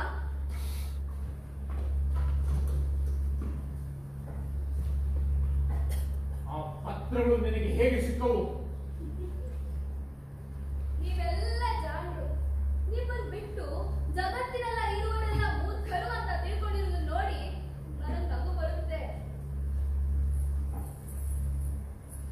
ನಿನ್ ಪ್ರೀತಿ ಅರಮನೆಯ ಬೀಗದ ಕೈಯನ್ನ ನಿನ್ ಪ್ಯಾಂಟಲ್ಲಿ ಎತ್ಕೊಂಡು ಓಡಾಡಿದ್ರೆ ಉಳ್ದ ತಲೆಯಲ್ಲಿ ಮಣ್ಣು ತುಂಬಿದೆ ಅಂತ ಅನ್ಕೊಂಡಿದ್ಯಾ? ನನ್ನ ಪ್ಯಾಂಟ್ ಜೇಬುಗಳನ್ನೆಲ್ಲ ಹುಡುಕಿದೀಯಾ? ಪೊಲೀಸರನ್ನಾದ್ರೂ ಕರೆಸ್ಬೇಕು ಅನ್ಕೊಂಡಿದ್ಯಾ? ಅಲ್ಲಿ ಹೋಗಿ ಏನು ಮಾಡಿದೆ? ಮಧ್ಯರಾತ್ರಿಯಲ್ಲಿ ಹೋಗಿದ್ದೀಯಾ? ಅವಳು ತನ್ನ ಬಾತ್ರೂಮ್ನಲ್ಲಿ ಟಾಯ್ಲೆಟ್ ಎಷ್ಟು ಚೆನ್ನಾಗಿ ಜೋಡಿಸಿಟ್ಟಿರ್ತಾಳಲ್ವಾ? ಸುಕ್ಕಿ ಬಿದ್ದಿರೋ ಹಾಸಿಗೆ ನೋಡ್ದೆ ನೀವೆಲ್ಲ ಇಂಟೆಲೆಕ್ಚುವಲ್ಸ್. ಬಾಸ್ಗೆ ಹೊಡಿದಿರೋ ಹಾಸಿಗೆ ಬಟ್ಟೆನ ಉಪಯೋಗಿಸಿದ್ರೆ ಅದು ಬುದ್ಧಿವಂತರ ಲಕ್ಷಣ ಅನ್ಕೊಂಡಿರ್ಬೇಕು. ಅಥವಾ ಆ ಕೊಳಕು ವಾಸನೆ ಹೊಡೆಯೋ ಬಟ್ಟೆಗಳ ಮಧ್ಯಾಹ್ನ ಮತ್ತೋದು ಎಷ್ಟು ತಿಳ್ಕೊಳ್ಬೋದು. ಪ್ಲೀಸ್, ನೋಡು, ಈ ವ್ಯವಹಾರಗಳೆಲ್ಲ ಇವತ್ತಿಗೆ ಮುಗಿಬೇಕು. ಅಕಸ್ಮಾತ್ ಏನಾದ್ರೂ ಇದನ್ನ ಈಗಲೇ ಹೇಗಪ್ಪ ಮುಗಿಸೋದು ಅನ್ಕೊಂಡ್ರೆ ಒಂದು ಮಾತು ಜ್ಞಾಪಕ ಇಟ್ಕೋ. ನಾನೇನಾದ್ರೂ ಆ ಪತ್ರಗಳನ್ನ ಪಬ್ಲಿಕ್ ಮಾಡಿದ್ರೆ ಅವಳ ಮಾನ ಹಾಳಾಗುತ್ತೆ. ಅವಳಲ್ಲಿಗೆ ಫಿನಿಶ್. ಅಯ್ಯೋ ದೇವರೇ, ಆ ಪತ್ರಗಳನ್ನು ಪಬ್ಲಿಕ್ ಮಾಡ್ತೀಯಾ? ಇದನ್ನ ನಿನಗೆ ಯಾರು ಹೇಳಿಕೊಟ್ರು? ಯಾಕೆ ಕೊಡ್ಬಾರ್ದ? ನೀವೆಲ್ಲ ಯಾವ ಪ್ರಪಂಚದ ಬದುಕ್ತಿದ್ದೀರಾ ತಿಳ್ಕೋ. ನಿನ್ ಮಾನನ ಅವಳ ಜೊತೆ ಹರದಾಗುತ್ತೆ. ಅಂಗಡಿ ಹುಡುಗಿ ಜೊತೆ ಚಕ್ಕಂದ ಆಡಿದಾಗ ಅನ್ಕೊಂಡಿದ್ಯಾ? ಹಾಗೇನಾದ್ರೂ ಆಗಿದ್ರೆ ಅವಳು ಏನು ಚಿಕ್ಕ ವಯಸ್ಸು, ಹಾರ್ಮೋನು ಕೈ ಕೊಡುತ್ತೆ. ನೀನು ಅವಳ ಬಲೆ ಬಿದ್ದಿದ್ಯಾ ಅಂತ ಅದು ಅನ್ಕೋಬೋದಿತ್ತು. ಆದ್ರೆ ಅವಳು ವಯಸ್ಸಿನಲ್ಲಿ ನನ್ಗಿಂತ ದೊಡ್ಡೋಳು. ಇದು ಹೇಗ್ ಗೊತ್ತಾ? ಬೇಕು ಅಂದ್ರೆ ಮನೆಗೆ ಬಂದು ಕೆಣ್ಣಿಗೆ ಪಟ್ಟ ಅಂತ ಹೊಡೆದ ಹಾಗೆ. ಒಬ್ಬ ಸಂಸ್ಕಾರಸ್ಥ ವ್ಯಕ್ತಿ ಗೌರವದಿಂದ ಬಾಳ್ತಾ ಇರೋರು ಯಾರು ಇದನ್ನ ಒಪ್ಕೋತಾ ಇರಲಿಲ್ಲ. ನಾನಂತೂ ಖಂಡಿತ ಇಲ್ಲ. ಮೇರಿನ ಸಾಮಾಜಿಕವಾಗಿ ಬಹಿಷ್ಕಾರ ಹಾಕ್ತಾರೆ. ಇನ್ನು ಅವ್ರ ಕೆರಿಯರ್ ಅದಕ್ಕೊಂದು ಫುಲ್ ಸ್ಟಾಪ್. ಇದನ್ನೆಲ್ಲ ನೋಡಿ ಅಥವಾ ಅದಕ್ಕಿಂತ ಮುಂಚೆನೆ ಅವಳು ಆತ್ಮಹತ್ಯೆನೂ ಮಾಡ್ಕೋಬಹುದು. ಹಾಗೇನಾದ್ರೂ ಆದ್ರೆ ಎಷ್ಟೊಂದು ಪ್ರಾಬ್ಲಮ್ ಒಟ್ಟಿಗೆ ಸಾಲ್ವ್ ಆಗ್ತಾವಲ್ವಾ? ಇಲ್ಲ, ನೀನು ಆ ಪತ್ರಗಳ ಬಹಿರಂಗ ಮಾಡೋದಿಲ್ಲ. ಪಾಪು, ಯಾಕೆ ನಿನಗೆ ಯಾಕೆ ಅನ್ಸುತ್ತೆ? ಅದು ನನ್ನನ್ನು ನಾಶ ಮಾಡುತ್ತೆ. ನೋಡು, ನಿನಗೆ ನನಗಿಂತಲೂ ಹೆಚ್ಚು ದುಡ್ಡಿನ ಜೊತೆ ಬದುಕಿದ್ರೆ ಸುಖ ಅಂತ ಅನ್ಸಲ್ವಾ? ಏನು ನೀನು ದುಡ್ಡು ಕೊಡ್ತೀಯಾ? ಇಷ್ಟು ದಿನ ಕೊಟ್ಟ ಸಾಲ ಏಳೇ ಜನ್ಮಕ್ಕೂ ಸಾಕಾಗೋಷ್ಟು ಕೊಟ್ಟಿದೀಯಾ? ನೋಡು, ನೀನು ಇನ್ಮೇಲಿಂದ ಅವಳು ನೋಡೋದನ್ನ ನಿಲ್ಲಿಸ್ಬೇಕು. ನಾನು ಗುಡಿಸ್ನಲ್ಲಾದ್ರೂ ಇಟ್ಬಿಡ್ತೀನಿ. ನೀನು ನರಳಬೇಕು, ನೀನು ನಾಶ ಆಗ್ಬೇಕು. ನಿನಗೆ ನನ್ನ ಮೇಲೆ ಕೋಪ ಇದೆ. ನೀನೇಕೆ ನನಗೆ ಡೈವರ್ಸ್ ಕೊಡಬಾರದು? ಡಾರ್ಲಿಂಗ್, ಯಾಕೆ ಗೊತ್ತಾ? ಯಾಕಂದ್ರೆ ನೀನು ನರಳಬೇಕು, ನೀನು ನಾಶ ಆಗ್ಬೇಕು. ನೋಡು, ಇನ್ಮೇಲಿಂದ ನೀ ಅವಳು ನೋಡೋದನ್ನ ನಿಲ್ಲಿಸು. ಅದಕ್ಕೊಂದು ಪತ್ರ ಬರಿ.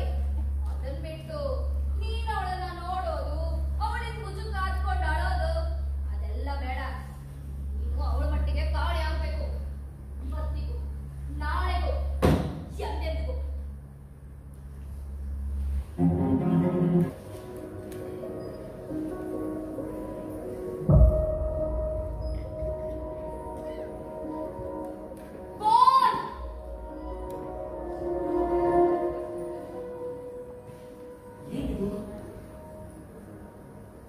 ಶುದ್ಧವಾದ ರೇಡಿಯಂ. ನಾನಿದನ್ನ ನಿನ್ನೆ ಮಧ್ಯಾಹ್ನ ಸಾಧಿಸ್ಬಿಟ್ಟೆ. Congratulations, congratulations.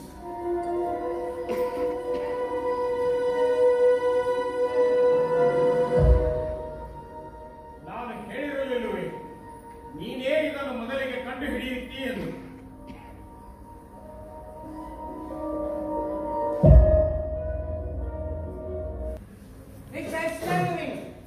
ಹೇಳಿ, ಏನ್ ಪ್ರಾಬ್ಲಮ್? ಅವನು ದ್ರೋಹ ಬಗೆದಿದ್ದಾನಂತ ನನ್ನ ಹತ್ರ ಪ್ರೂಫ್ ಇದೆ. ಏನು ಚೂನಿ, ಇದಕ್ಕ ಪ್ರೂಫ್ ಇದೆಯಾ? ಹೌದು, ನನ್ನ ಹತ್ರ ಪತ್ರಗಳು. ಪತ್ರಗಳಿದೆಯಾ?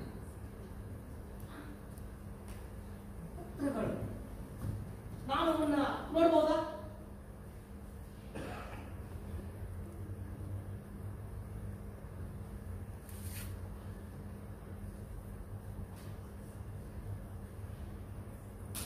Breaking news!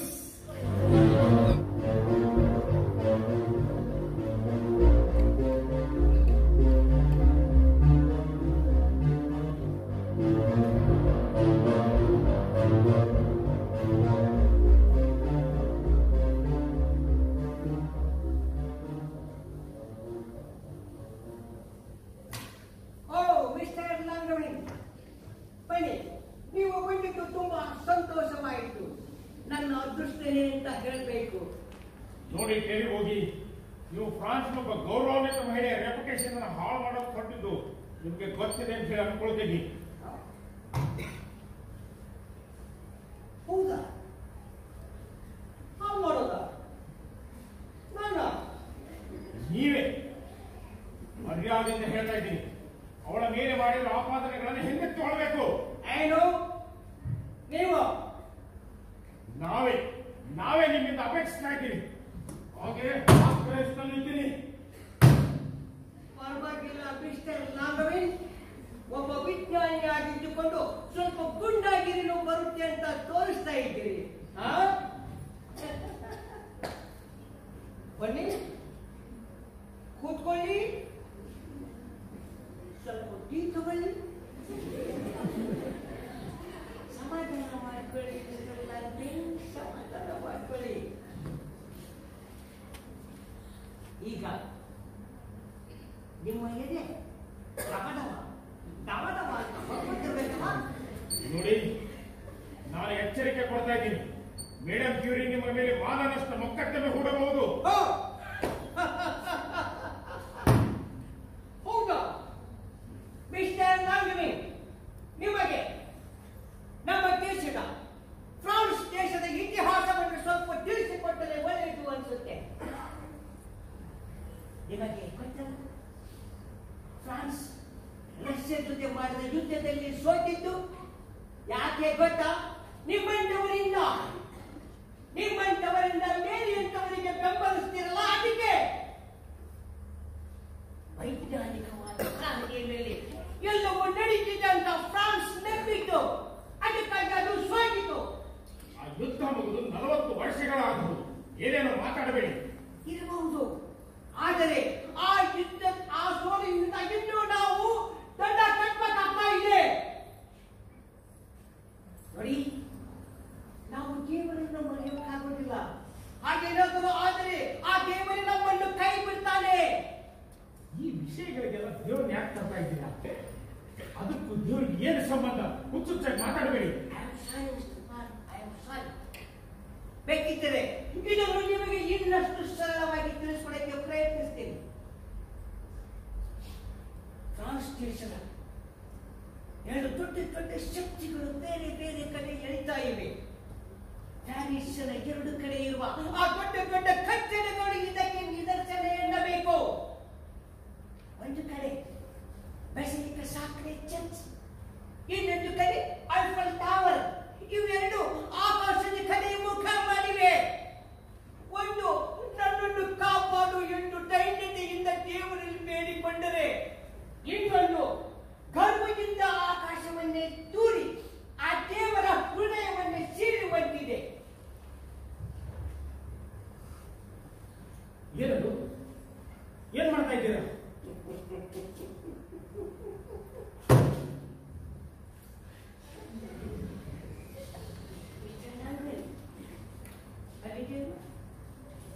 ಚರ್ಚ್ ಅದನ್ನು ಪ್ರಾಯಶ್ಚಿತ್ತವಾಗಿ ದೇವರಲ್ಲಿ ಕ್ಷಮೆಯನ್ನು ಕಟ್ಟಲಾಯಿತು. ಈ ಐಫಲ್ ಟವರ್ ಕಟ್ಟಿದ್ದಕ್ಕೆ ಆ ದೇವರೇ ಬಂದು ನಮ್ಮಲ್ಲಿ ಕ್ಷಮೆ ಬೇಡಬೇಕು. ನೀನು ಅವರನ್ನು ನಾಶ ಮಾಡೋದಕ್ಕೆ ನಾವು ಬಿಡೋದಿಲ್ಲ. ನಾನು ದೇವರಲ್ಲಿ ನಂಬಿಕೆ ಇಟ್ಟವನು ಮಿಸ್ಟರ್ ಲಾಂಗ್ವೆನ್. ನಿಮಗೆ ನಿಮ್ಮ ಈ ಸಣ್ಣ ಮೆದುಳಿನಲ್ಲಿ ವಿಶ್ವಾಸವಿದೆಯಲ್ಲ?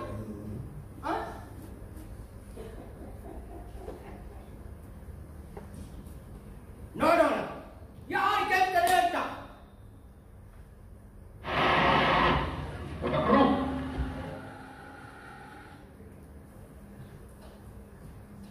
ಈ ಹೆಂಗಸು ನಮ್ಮ ದೇಶದವಳಲ್ಲ, ನಮ್ಮ ಜನಾಂಗದವಳಂತೂ ಅಲ್ವೇ ಅಲ್ಲ. ಪೋಲೆಂಡ್ನಿಂದ ಬಂದಿದ್ದಾಳೆ. ಬಹುಶಃ ಯಹೂದಿ ಇರಬೇಕು.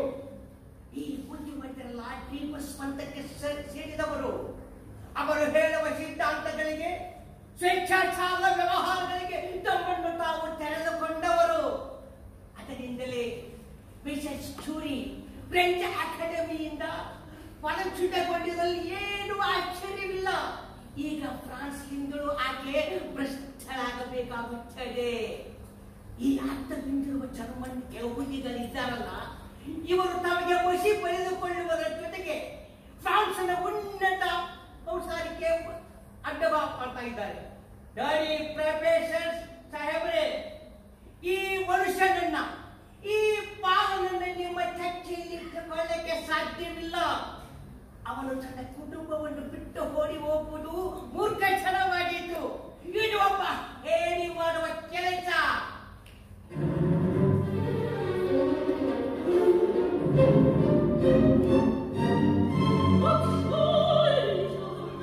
Oh, I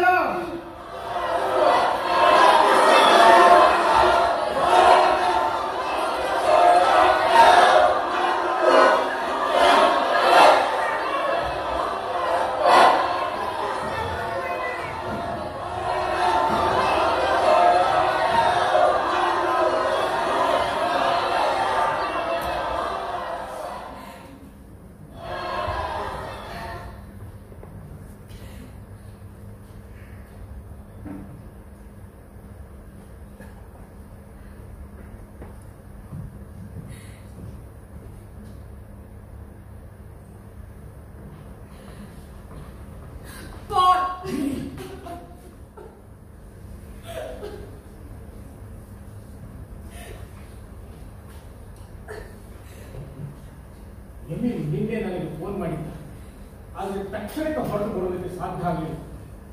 ಮಕ್ಕಳೆಲ್ಲ ಚೆನ್ನಾಗಿದ್ದಾರೆ ತಾನೆ? ಚೆನ್ನಾಗಿದ್ದಾರೆ. ಆದರೆ ನಾಳೆ ಪತ್ರಿಕೆಯಲ್ಲಿ ಪತ್ರಗಳು ಪ್ರಕಟವಾಗುತ್ತವಂತೆ. ನನಗೆ ಇನ್ಮೇಲಿಂದ ಯಾವ ಪತ್ರಿಕೆಯನ್ನು ಓದಲು ಸಾಧ್ಯವಿಲ್ಲಪ್ಪ. ಆ ಡೆರಿ ಹೋಗಿ ನಿನ್ನ ಬಗ್ಗೆ ಪತ್ರಿಕೆಗಳಲ್ಲಿ ಹೇಗೆ ಬರೆದಿದ್ದಾನೆ ಗೊತ್ತಾ? ಆ ಮೇರಿ ಪ್ರೊಫೆಸರ್ನ ಹಿಂದೆ ಬಿದ್ದಿದ್ದಾನೆ. ಅವರೊಬ್ಬ ಹೇಳಿ ಅಜ್ಜು ಬುರುಕ ಅಂತ. ಇದು ನನಗೆ ಯಾರಾದರೂ ಮಾಡಬಹುದಾದ ಅತಿ ದೊಡ್ಡ ಇನ್ಸಲ್ಟ್. ಅವನು ನನಗೆ ಚಾಲೆಂಜ್ ಮಾಡಲೆಂದೇ ಇದನ್ನು ಬರೆದಿದ್ದಾನೆ. ಅವನು ಏನಾದ್ರೂ ಬರೀಲಿ, ಅದನ್ನ ನಾವು ಹೇಗೆ ತಗೋತೀವಿ ಅನ್ನೋದು ಮುಖ್ಯ ಅಲ್ವಾ? ಅದು ಎಲ್ಲಿ ಹೋಗೋದಿಲ್ಲ, ಅಚ್ಚಾಗಿದೆ, ನಿರಂತರವಾಗಿ ಅಲ್ಲೇ ಇರುತ್ತೆ. ತುಂಬಾ ಎಚ್ಚರಿಕೆಯಿಂದಲೇ ಅವನು ಇದನ್ನು ಮಾಡಿದ್ದಾನೆ. ಅದೆಲ್ಲ ಇರಲಿ, ನೀನಿವತ್ತು ನಿಲ್ಕೊಂಡಿದೀಯಾ? ನನಗೆ ಸುಳ್ಳು ಹೇಳ್ಬೇಡ. ನಾನು ಪಿಸ್ತೂಲನ್ನು ಹುಡುಕಿ ಹೊರಟಿದ್ದೀನಿ. ಬೇಡ ಪಾಲ್. ಮೇರಿ, ನನಗೆ ಗೊತ್ತು ಇದು ಮಕ್ಕಳ ಆಟಿಕೆ ಅಲ್ಲ, ಆದರೆ ನನ್ನ ಹತ್ತಿರ ಬಹು ಆಯ್ಕೆಗಳು ಇಲ್ಲ. ಪಿಸ್ತೂಲಿಂದ ಮಾಡದೆ ನಾನು ಇರಲಾರೆ. ಅಯ್ಯೋ, ಅವನ ಜೊತೆ ಇಡುವೆ, ಸತ್ತು ಹೋಗ್ತೀಯ, ಹುಚ್ಚಿಡ್ದಿದೆ ನಿನ್ಗೆ. ಹಾಗೇನು ಆಗದು. ಪಾಲ್, ವಿಡಿಯಲ್ ಹೋದ್ಮೇಲೆ ನನ್ನ ಬದುಕಲ್ಲಿ ಪ್ರೀತಿ ತಂದವನು ನೀನು. ಈಗ ಪಿಸ್ತೂಲ್ ಯುದ್ಧ ಆಡಕ್ ಹೋಗಿ ನನ್ನ ಬಂಡಿ ಮಾಡ್ಬೇಕು ಅಂತ ನಿರ್ಧಾರ ಮಾಡಿದೀಯಾ? ಪಿಸ್ತೂಲ್ ಯುದ್ಧ ಮಾಡದೆ ನಾನು ಇರಲಾರೆ. ಆದರೆ ಅದೇ ಸಂದರ್ಭದಲ್ಲಿ ನಾನು ಬದುಕೋದಕ್ಕೂ ಕೂಡ ಇಷ್ಟಪಡ್ತೀನಿ. ಆಯ್ತು, ನೀನ್ ಬದುಕು ಉಳಿತೀಯ ಅಂತಲೇ ಇಟ್ಕೋ. ಇದೆಲ್ಲ ರಹಸ್ಯವಾಗಿ ನಡೆಯುತ್ತೆ ಅಂತ ನಿನ್ಗೆ ಅನ್ಸುತ್ತಾ? ನಾಳೆ ಪತ್ರಿಕೆಯಲ್ಲಿ ಪ್ರಕಟವಾಗುತ್ತೆ. ನನ್ನನ್ನು ಪ್ರೀತಿಸಿದವನೊಬ್ಬ ತನ್ನ ಪ್ರೀತಿಗಾಗಿ ಡ್ಯೂಯಲ್ ಆಡೋಕ್ ಹೋದ ಅಂತ. ಇದೆಷ್ಟು ಅಸಹ್ಯ ಗೊತ್ತಾ? ಪತ್ರಿಕೆಯಲ್ಲಿ ತಾನೇ ಬಂದರೆ ಬರಲಿ ಬಿಡು. ನೀವ್ ಇದನ್ನೆಲ್ಲ ಹೇಗ್ ಮಾಡೋಕ್ ಸಾಧ್ಯ? ಮೇರಿ, ಇದು ನನ್ನ ಗೌರವದ ಪ್ರಶ್ನೆ, ಮರ್ಯಾದೆಯ ಪ್ರಶ್ನೆ. ಅಯ್ಯೋ, ಇಲ್ಲಿ ಗೌರವದ ಪ್ರಶ್ನೆ ಬರೋದಿಲ್ಲ. ಯಾರೋ ಒಬ್ಬ ವ್ಯಕ್ತಿ ಡ್ಯೂಯಲ್ ಹಿಡಿದು ಪಿಸ್ತೂಲ್ ಹಿಡಿದು ಆಡಕ್ ಹೊರಟ್ರೆ ಗೌರವಾದ ವ್ಯಕ್ತಿ ಏನ್ ಮಾಡ್ತಾರೆ ಹೇಳು? ಪೊಲೀಸರಿಗೆ ತಿಳಿಸ್ತಾರೆ. ಇದು ಪುರಾತನ ಕಾಲದ ಒಂದು ಆಟ, ತಿಳ್ಕೋ. ಮೇರಿ, ಕಳೆದ 10 ವರ್ಷಗಳಲ್ಲಿ ಪ್ಯಾರಿಸ್ನಲ್ಲಿ ಇಂಥ ಎಷ್ಟು ಯುದ್ಧಗಳಾಗಿವೆ ಅನ್ನೋದರ ಪಟ್ಟಿಯನ್ನು ನಿನಗೆ ನಾನು ಕೊಡಬಲ್ಲೆ. ಇದೇನು ಪುರಾತನ ಕಾಲ ಯುದ್ಧ ಅಲ್ಲ. ಈ ಪಿಸ್ತೂಲ್ ಯುದ್ಧವನ್ನು ಮಾಡದೆ ನಾನು ಇರಲಾರೆ. ಹುಡು ಪಾಲ್, ನೀನು ಯೋಚಿಸುವ ರೀತಿಯೇ ನನಗೆ ಅರ್ಥ ಆಗ್ತಿಲ್ಲ. ವೈಜ್ಞಾನಿಕವಾಗಿ ಯೋಚಿಸುವ ನೀನು ಸಾಂಪ್ರದಾಯಿಕವಾಗಿ ಯೋಚಿಸುವುದನ್ನ ಖಂಡಿಸ್ತೀಯ. ಈಗ ಯಾವುದೋ ಚಾಲೆಂಜ್ಗೋಸ್ಕರ ಡ್ಯೂಯಲ್ ಆಡೋಕ್ ಹೊರಟಿದೆಯಲ್ಲ ನೀನು. ಐ ಆಮ್ ಸಾರಿ, ನನಗೆ ಬೇರೆ ದಾರಿ ಇಲ್ಲ. ಪಾಲ್, ಪಾಲ್, ಬೇಡ ಪಾಲ್.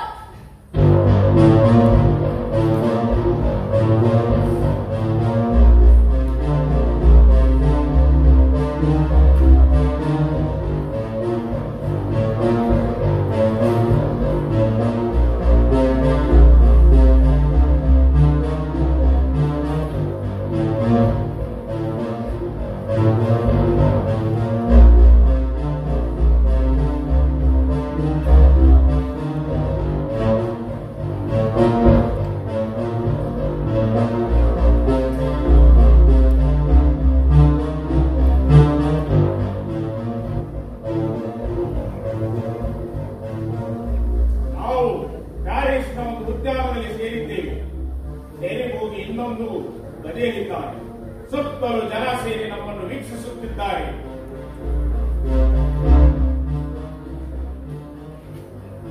ಗೌರವಾನ್ವಿತರೆ, ನೀವಿಬ್ಬರು ಸಿದ್ಧರಿದ್ದಲ್ಲಿ ನಿಮ್ಮ ನಿಮ್ಮ ಟಿಗಾರಗಳನ್ನು ಒತ್ತಿ.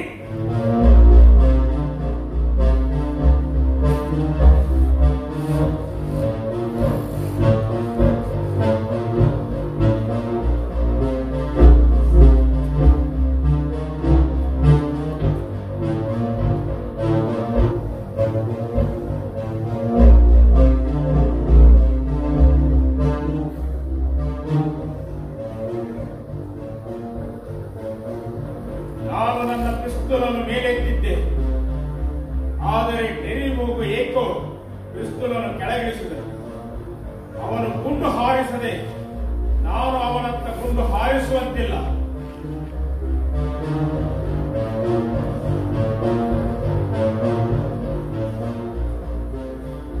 ನಾನು ವಿಶ್ವಸ್ಲಾಂಗವಿಂದರ ಪರ ಹೋರಾಡುತ್ತಿರಬೇಕಾದರೆ ಅವಳ ಗಂಡನನ್ನು ಕೊಲ್ಲುವ ಅಧಿಕಾರವಾದರೂ ನನಗೆ ಹೇಗೆ ಬರುತ್ತದೆ?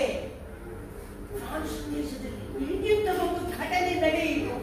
ಅದಕ್ಕೆ ನಾನು ಕಾರಣ ಎನ್ನುವ ಪಾಠಿಷ್ಟಿಕೆಯನ್ನು ನಾನು ಹೊರಲಾರೆ.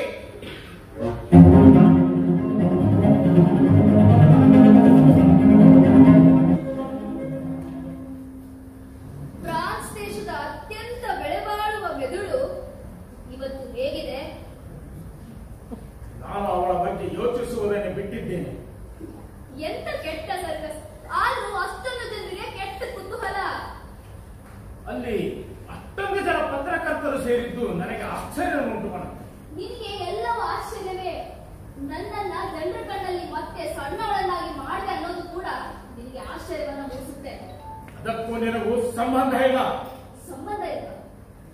ಹಾಗಾದ್ರೆ ನನ್ನ ಮನೆಯಿಂದ ಹೊರಹೋಗುವಾಗ ನಾಚಿಕೆ, ಭಯ, ಅವಮಾನ ಯಾಕಾಗ್ತಾ ಇದೆ? ಸಾಕು, ನನ್ನಿಂದ ಇದನ್ನೆಲ್ಲ ತಡ್ಕೊಳಕ್ ಆಗೋದಿಲ್ಲ. ಹಾಗಿದ್ದರೆ ಮುಗಿಸಿಬಿಡೋಣ. ನೀನೆಷ್ಟು ಕಳೆದುಕೊಂಡಿದ್ದೀಯೋ ನಾನು ಅಷ್ಟೇ ಕಳೆದುಕೊಂಡಿದ್ದೇನೆ. ಇದಕ್ಕೊಂದು ಮಂಗಳ ಹಾಡಿಕೊಳ್ಳ. ಮಂಗಳ? ಹಾಗೆ ಸುಮ್ಮನೆ? ನಿಜವಾಗ್ಲೂ? ಜೀವಿ, ನಿನಗೇನು? ಮತ್ತೆ ಮರಳಿ ಮನೆಗೆ ಬರಲ್ಲ. ಮನೆಗೆ ಬಂದು ಏನಾಗ್ಬೇಕು? ಇದೆಲ್ಲ ಮಕ್ಕಳ ಮೇಲೆ ಎಂತ ಪರಿಣಾಮ ಬೀರುತ್ತೆ ಅಂತ ನಿನಗೆ ಗೊತ್ತಾ? ಓ, ಮಕ್ಕಳು, ಕಾಳಜಿ, ಈಗ ಬೇಕಾದ ಇದೆಲ್ಲ?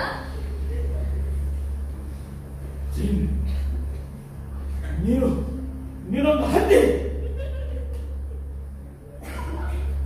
ಹಂದಿ? ತುಂಬಾ ಒಳ್ಳೇದು. ಕೋರ್ಟ್ಗೆ ಹೋದರೆ ಪತ್ರಗಳ ಜೊತೆ ಮತ್ತೆ ಬೇರೆ ಬೇರೆ ವಿಷಯಗಳೆಲ್ಲ ಹೊರಗೆ ಬರುತ್ತವೆ. ನನ್ನ ಸಹೋದ್ಯೋಗಿಗಳು ನಿನ್ನ ಬಗ್ಗೆ ಮಾಹಿತಿ ಕೊಡುತ್ತಾರೆ. ನಾನು ಕಚೇರಿಗೆ ಹೋಗುವಾಗ ನನ್ನ ಮುಖದಲ್ಲಿದ್ದ ಕೆಂಪು ಕಪ್ಪು ಕಲೆಗಳ ಬಗ್ಗೆ ಅವರು ಕೋರ್ಟಿನಲ್ಲಿ ಸಾಕ್ಷಿ ಹೇಳ್ತಾರೆ. ಆಗಾಗ ಗೊತ್ತಾಗುತ್ತೆ ನಿನಗೆ ನೀನು ನನ್ನಿಂದ ಹಿಂಸೆಗೆ ಒಳಗಾಗಿಲ್ಲ ಅನ್ನೋ. ಅದನ್ನು ನೀನು ಕೋರ್ಟಿನಲ್ಲಿ ಹೇಗೆ ಪ್ರೂವ್ ಮಾಡಬಲ್ಲೆ? ಹೆಂಗಸರಿಗೆ ಹೋಗೋಕೆ ಇದೆಲ್ಲ ಮಾಡಿದ್ರು ಆಶ್ಚರ್ಯ ಏನಿಲ್ಲ. ನೀನೊಬ್ಬ ತಮ್ಮಿಲ್ಲದ ಗಂಡು. ಈ ಗಂಡು ಬೀರಿ ನನ್ನನ್ನ ಇಷ್ಟು ಹಿಂಸಿಸ್ತಾ ಇದ್ದಾರೆ ಅಂತ ಎಲ್ಲರೂ ಹೇಳೋಕು ನಿನಗೆ ನಾಚಿಕೆ ಇಲ್ಲ? ಯಾಕೆ ಅವ್ರು ಸ್ಕರ್ಟ್ ಹಿಡ್ಕೊಂಡು ಹೋಗ್ಬೇಕಲ್ಲ? ಎಲ್ಲರಿಗೂ ಗೊತ್ತಾಗಿ ನಾನು ಎಂತ ಕೈಯಾಳಿಯನ್ನು ಮದುವೆ ಆಗಿದ್ದೇನೆ. ನಿನಗೆ ಸಂತೋಷ ಆಗುತ್ತೆ. ಈ ಗಂಡು ಬೀರಿ ಇವ್ರನ್ನ ಇಷ್ಟು ಹಿಂಸಿಸೋದ್ರಿಂದ ಅವನಾದ್ರೂ ಏನ್ ಮಾಡ್ತಾನೆ? ಇನ್ನೊಬ್ಬಳಿಂದ ಹೋದ ಅಂತ ಕಣ್ಣಿಡ್ತಾರೆ. ಈ ಕರುಣೆ ಹುಟ್ಟೋದಕ್ಕೆ ನಾನು ಆಸ್ಪದ ಕೊಡೋದಿಲ್ಲ. ಯಾವ ಕೋರ್ಟ್ ಕಚೇರಿಯೂ ನಡೆಯೋದಿಲ್ಲ.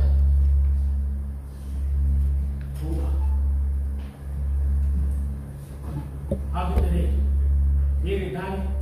ನನಗೆ ಏನ್ ಬೇಕೋ ಅದು ಸಿಗೋ ಹಾಗೆ ನೋಡ್ಕೊಳ್ಬೇಕು. ನಿನಗೆ ಏನ್ ಬೇಕು? ನಾನ್ ಮಾಡಿದ್ದು ತಪ್ಪು ಗೌರವಕ್ಕೆ ಮಸಿ ಬಣ್ಣದಂತ ನೀನು ಮುಚ್ಚಳಿಕೆ ಬರ್ಕೊಡ್ಬೇಕು. ಆಯ್ತು, ಬರ್ಕೊಡ್ತೀನಿ. ಸರಿ ಕಟ್ಲೆಯಿಂದ ಬಿಡುಗಡೆ ಸಿಕ್ಕರೆ ಸಾಕು. ಮನುಷ್ಯನ ಪ್ರಾಣಕ್ಕೂ ಒಂದಿಷ್ಟು ಬೆಲೆ ಇರುತ್ತೆ ಅಲ್ವಾ? 1 ತಿಂಗಳಿಗೆ 800 ಪ್ರಾಣ. ಏನು 800? ತರ್ಕ ಇಲ್ಲದೆ ಮಾತಾಡಬೇಡ. 800 ಪ್ರಾಣ. ಆಯ್ತು. ಮಕ್ಕಳು? ಅವು ನನ್ನ ಹತ್ರ ಸಂಪೂರ್ಣವಾಗಿ. ಸರಿ, ಬೇಕಾದಾಗ ಅವ್ರ ಜೊತೆ ಊಟ ಮಾಡ್ಬೋದು. ಪ್ಲೀಸ್. ಅದಕ್ಕೇನಾದ್ರೂ ಒಂದು ವ್ಯವಸ್ಥೆ ಮಾಡೋಣ. ವ್ಯವಸ್ಥೆ ಯಾವಾಗ ಮಾಡ್ತೀಯ? ಸ್ವಲ್ಪ ಸಮಯ ಕಳೀಲಿ. ಎಲ್ಲವನ್ನ ಈಗಿಂದೀಗಲೇ ಮಾಡೋದು ಬೇಡ. ನಮ್ಗಿನ್ನು ಇಡೀ ಜೀವನ ಮುಂದಿದೆ.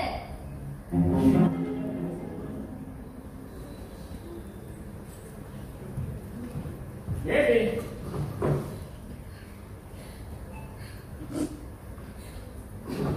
ಯಾಕೆ? ಏನಾಯ್ತು? ಏನಾದರೂ ತಂದು ಕೊಡಲ್ಲ? Good bye.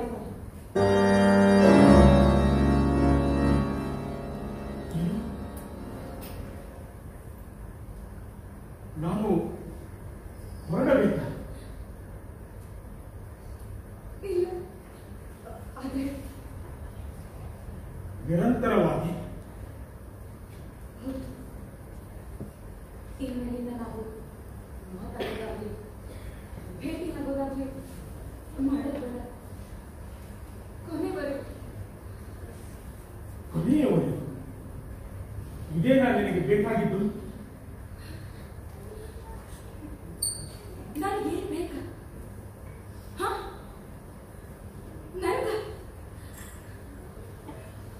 ನಾನು ನಿನ್ ಜೊತೆ ಕೆಲಸ ಮಾಡ್ಬೇಕು, ನಿನ್ ಜೊತೆ ಬಾಳ್ಬೇಕು.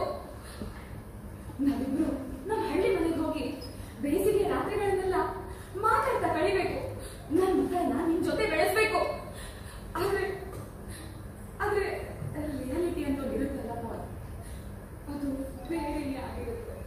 ನಾನು ಇದನ್ನು ಒಪ್ಕೊಳ್ಳಲ್ಲ. ನಾನು ಒಪ್ಪಿಕೊಳ್ಳಲ್ಲ. ಇದೇ ರಿಯಾಲಿಟಿ. ಮತ್ತೆ ನೀನೇ ಹೇಳ್ತಾ ಇದ್ದೀನಿ ನಿನ್ನ ಜೀವನದ ಮರು ಹುಟ್ಟಿಗೆ ನಾನು ಕಾರಣ ಅಂತ. ಇದೇನು ಗೊತ್ತಾ? ನನ್ನಿಷ್ಟದ ಬದುಕನ್ನು ಕೊಡೋದಕ್ಕೆ ನಿನ್ನಿಂದಾಗ್ಲಿ, ಸ್ಟಾಕ್ ಹೋಮ್ ಕಮಿಟಿಯಿಂದಾಗ್ಲಿ ಅಥವಾ ಬೇರೆ ಯಾರಿಂದಾದ್ರೂ ಸಾಧ್ಯ ಇಲ್ಲ. ಇದು ಹೇಗೆ ಗೊತ್ತಾ? ನಾವು ಮೊದಲ ಸಲ ರೇಡಿಯಂನಲ್ಲಿ ಆಕಾಶವನ್ನ ನೋಡಿದ್ವಲ್ಲ, ಅದು ಬೇರೆ ಎಲ್ಲಿಂದ ಹೊರಗಿಂದಲೋ ಸೂರ್ಯನ ಬೆಳಕಿನಿಂದ ಬರುತ್ತೆ ಅಂತ ಅನ್ಕೊಂಡಿದ್ವಿ. ಆದ್ರೆ ಅದು ತಪ್ಪಾಗಿತ್ತು. ಅದು ರೇಡಿಯೋನ ಅಣುಗಳ ಒಳಗಿಂದಲೇ ಬಂದ ಪ್ರಕಾಶ ಆಗಿತ್ತು.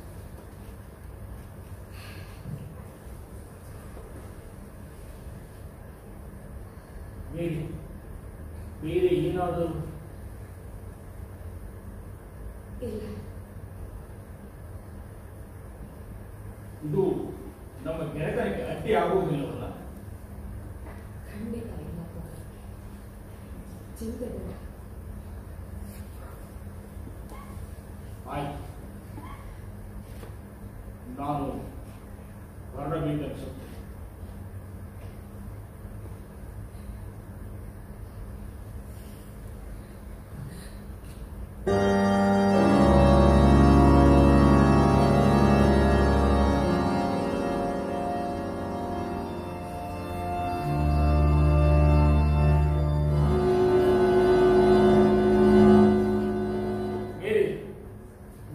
ರೇಡಿಯೋಗೂ ಅಂತರ ಕಾಯ್ದುಕೋ.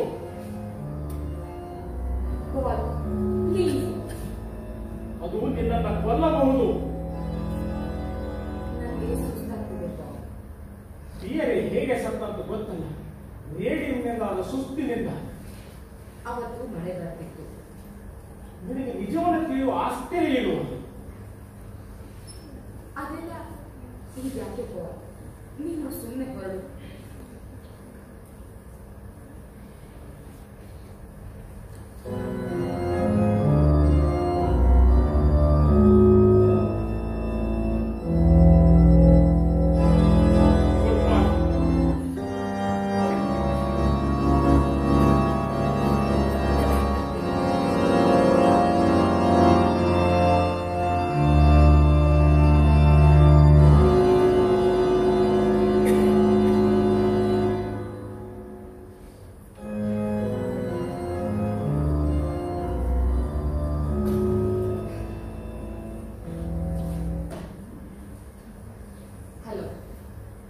ನಿಮ್ಮ ಟೆಲಿಗ್ರಾಮ್ ಬಂತಲ್ಲ, ನಾನು ನೀವು ಹೇಳಿದ ಹಾಗೆ ಬರ್ಕೊಡೋಕೆ ಸಾಧ್ಯನೇ ಇಲ್ಲ. ಯಾಕಂದ್ರೆ ನಾನು ಹಾಗೆ ಮಾಡಿದ್ರೆ ತುಂಬಾ ದೊಡ್ಡ ತಪ್ಪು ಮಾಡಿ ಹಾಗಾಗುತ್ತೆ. ನೀವು ನನ್ನ ಸಂಶೋಧನೆಗಳಾದ ಪೊಲೋನಿಯಂ ಹಾಗೂ ರೇಡಿಯಂಗಾಗಿ ಪ್ರಶಸ್ತಿ ಕೊಡ್ತಿದ್ದೀರೋ ಹೊರತು ನನ್ನ ವೈಯಕ್ತಿಕ ಜೀವನದಲ್ಲಿ ಏನ್ ನಡೀತಾ ಇದೆ ಏನಿಲ್ಲ ಅನ್ನೋದಕ್ಕಲ್ಲ. ನೀವು ಹೀಗೆ ಹೇಳ್ತಾ ಇರೋದು ಕೂಡ ನನ್ನಲ್ಲಿ ವಿಷಾದ ಭಾವನೆಯನ್ನ ಉಂಟು ಮಾಡ್ತಾ ಇದೆ. ಹಾ, ನೀವು ಹೇಳಿದ್ದಕ್ಕೆ ನಾನು ಸಮ್ಮತಿ ಸೂಚಿಸೋದಕ್ಕೆ ಸಾಧ್ಯನೇ ಇಲ್ಲ. ಹೌದು, ನನ್ನ ಆರೋಗ್ಯ ಅಷ್ಟು ಸರಿ ಇಲ್ಲ. ಹೌದು, ನಾನು ಬರ್ತೀನಿ. ಹೌದು, ಸ್ಟಾಕ್ ಹೋಮ್ಗೆ ಬರ್ತೀನಿ. ಪ್ರಶಸ್ತಿ ಸ್ವೀಕರಿಸೋದಕ್ಕೆ ಬರ್ತೀನಿ. ಆದ್ರೆ ನೀವು ಹೇಳಿದ ಹಾಗೆ ನಾನು ಕೇಳೋಕೆ ಸಾಧ್ಯನೇ ಇಲ್ಲ. ಪ್ರಶಸ್ತಿಯನ್ನ ಸ್ವೀಕರಿಸೋದಿಲ್ಲ ಅಂತ ಬರ್ಕೊಡೋಕೆ ಸಾಧ್ಯನೇ ಇಲ್ಲ. ಹೌದು, ಓಕೆ ಓಕೆ, ಬಾಯ್.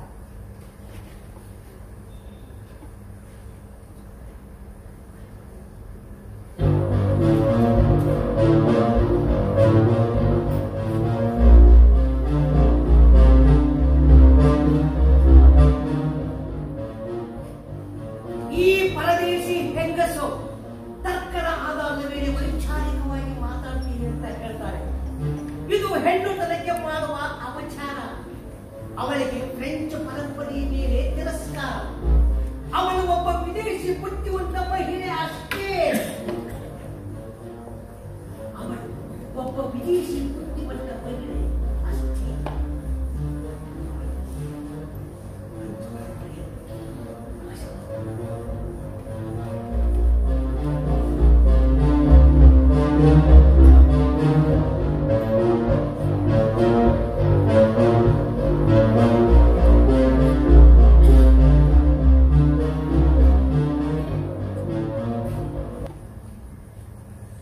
ಗೌರವಾನ್ವಿತ ಅತಿಥಿಗಳೇ, ನೋಬೆಲ್ ಕಮಿಟಿಯ ಸದಸ್ಯರೇ ಹಾಗೂ ನನ್ನ ಸ್ನೇಹಿತರೆ, ನಾನು ರೇಡಿಯಂ ಅನ್ನ ಕಂಡುಹಿಡಿದದ್ದು ಅದರಿಂದ ಯಾವುದೋ ಉಪಯೋಗವಿದೆ ಅಥವಾ ಅದರಲ್ಲಿ ವಿಶೇಷ ಗುಣಗಳಿವೆ ಅಂತ ಅಲ್ಲ.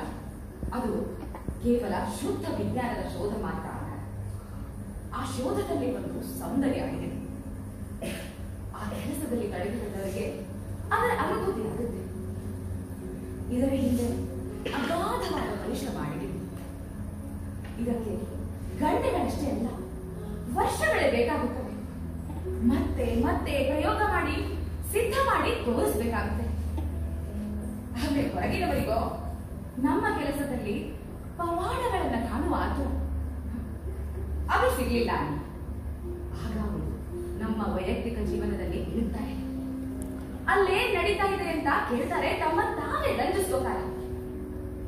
ಆದ್ರೆ ಅಂಥವರಿಗೆ ನಮ್ಮ ಕೆಲಸದಲ್ಲಿನ ಸೌಂದರ್ಯದ ಅನುಭೂತಿ ಸಾಧ್ಯನೇ ಇಲ್ಲ. ಆದ್ರೆ ಶೋಧದ ಸೌಂದರ್ಯದ ಅನುಭೂತಿ ಏನಿದೆಯಲ್ಲ, ಅದೇ ಜೀವನದ ಸಾರ್ಥಕ. ಈಗ 15 ವರ್ಷಗಳ ಹಿಂದೆ ಹೆನ್ರಿ ಬೆಕೆರರ್ ಯುರೇನಿಯಂನಲ್ಲಿರುವ ಪ್ರಭಾಸವನ್ನ ಸಂಶೋಧನೆ ಕೈಗೊಂಡ ನಂತರ ಇಂದಿನವರೆಗೂ ನಿರಂತರವಾಗಿ ಅನ್ನೋದ್ರ ಬಗ್ಗೆ ಸಂಶೋಧನೆ ನಡೀತಾನೆ ಬಂದಿದೆ. ಮೊದಲು ಇದು ನನ್ನಿಂದ, ನಂತರ ಪಿಯರ್ ಮತ್ತೆ ನನ್ನಿಂದ ನಡೆಯಿತು. ಆದರೆ ಶುದ್ಧವಾದ ರೇಡಿಯಂನ ಸಂಶೋಧನೆ ಸಾಧ್ಯವಾದದ್ದು ಮಾತ್ರ ನನ್ನ ಸ್ವತಂತ್ರವಾದ ಸಂಶೋಧನೆಯಿಂದ. ಈ ಸಂಶೋಧನೆಯಿಂದ ರೇಡಿಯಂನ ಪ್ರಭಾಸ ಅಣು ವಿಕಿರಣವೆಂದು ಹಾಗೂ ಪರಮಾಣುವಿನ ಒಂದು ಅಂಶ ಅಂತ ಕಂಡುಬಂತು. ಇದು ಭೌತಶಾಸ್ತ್ರದ ಒಂದು ಹೊಸ ವಿಭಾಗವನ್ನೇ ತೆರೆಯಿತು. ಕಣ್ಣಿಗೆ ಕಾಣದ ವಸ್ತುವಿನ ರಸಾಯನ ಶಾಸ್ತ್ರ.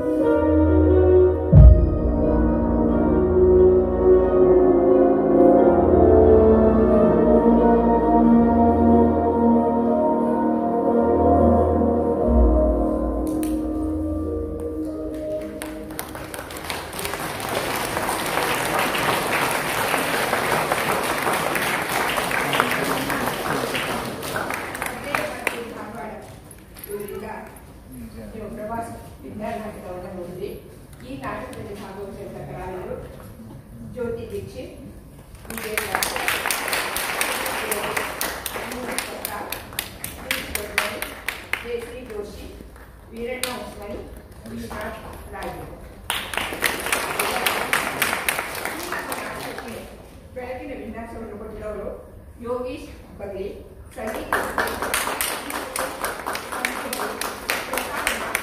ಮೈಸೂರವರಾದ ಮಂಜುನಾಥ್ ಗಾಚರ್. ಇದಲ್ಲದೆ ಮೈಸೂರಿನಿಂದ ಧಾರವಾಡಕ್ಕೆ ಆಗಮಿಸಿ ನಮ್ಮ ಕಲಾವಿದರಿಗೆ ತರಬೇತಿಯನ್ನು ಕೊಟ್ಟು ಈ ನಾಟಕದ ವಿನ್ಯಾಸ ಮತ್ತು ನಿರ್ದೇಶನವನ್ನು ಮಾಡಿದಂಥವರು ಶ್ರೀಯುತ ಉಮೇಶ್ ನಾರಾಯಣ್.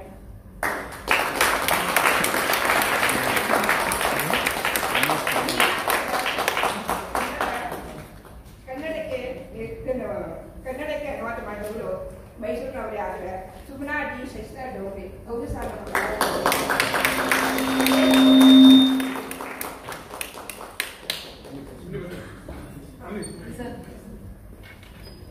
ಇದಕ್ಕೆ ಇನ್ನೂ ಕೆಲವು ನಮ್ಗೆ ಸಹಾಯ ಮಾಡಿದವರು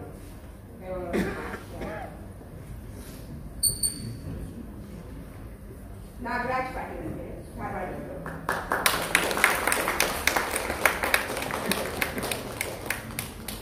ಇಲ್ಲಿಯವರೆಗೂ ನಮ್ಮನ್ನು ಕರೆಸಿ ಈ ನಾಟಕವನ್ನು ಮಾಡಿದಂಥ ಎಲ್ಲ ಸದಸ್ಯರಿಗೂ ನಮ್ಮ ಅಭಿನಯ ಭಾರತಿಯಿಂದ ಅತ್ಯಂತ ವಂದನೆಗಳು.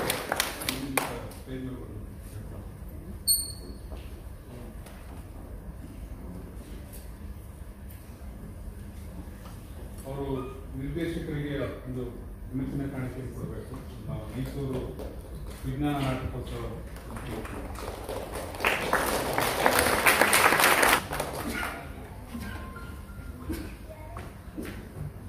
ನೀವೆಲ್ಲರೂ ತುಂಬಾ ಒಳ್ಳೆ ಸಂಖ್ಯೆಯಲ್ಲಿ ಇವತ್ತು ಬಂದು ಕಲಾವಿದರನ್ನ ಪ್ರೋತ್ಸಾಹಿಸಿದ್ದೀರಾ. ಅದೇ ರೀತಿ ನಾಳೆನೂ ಕೂಡ ಮೈಸೂರಿನ ಅರಿವು ರಂಗ ತಂಡದಿಂದ ಸಲೀಂ ಅಲಿ ಪಕ್ಷಿ ಲೋಕದ ಬೆಳಗು ನಾಟಕ ಇದೆ. ದಯಮಾಡಿ ಎಲ್ಲರೂ ಬನ್ನಿ, ನಿಮ್ಮ ಸ್ನೇಹಿತರನ್ನು ಕರ್ಕೊಂಡು ಶುಭರಾತ್ರಿ.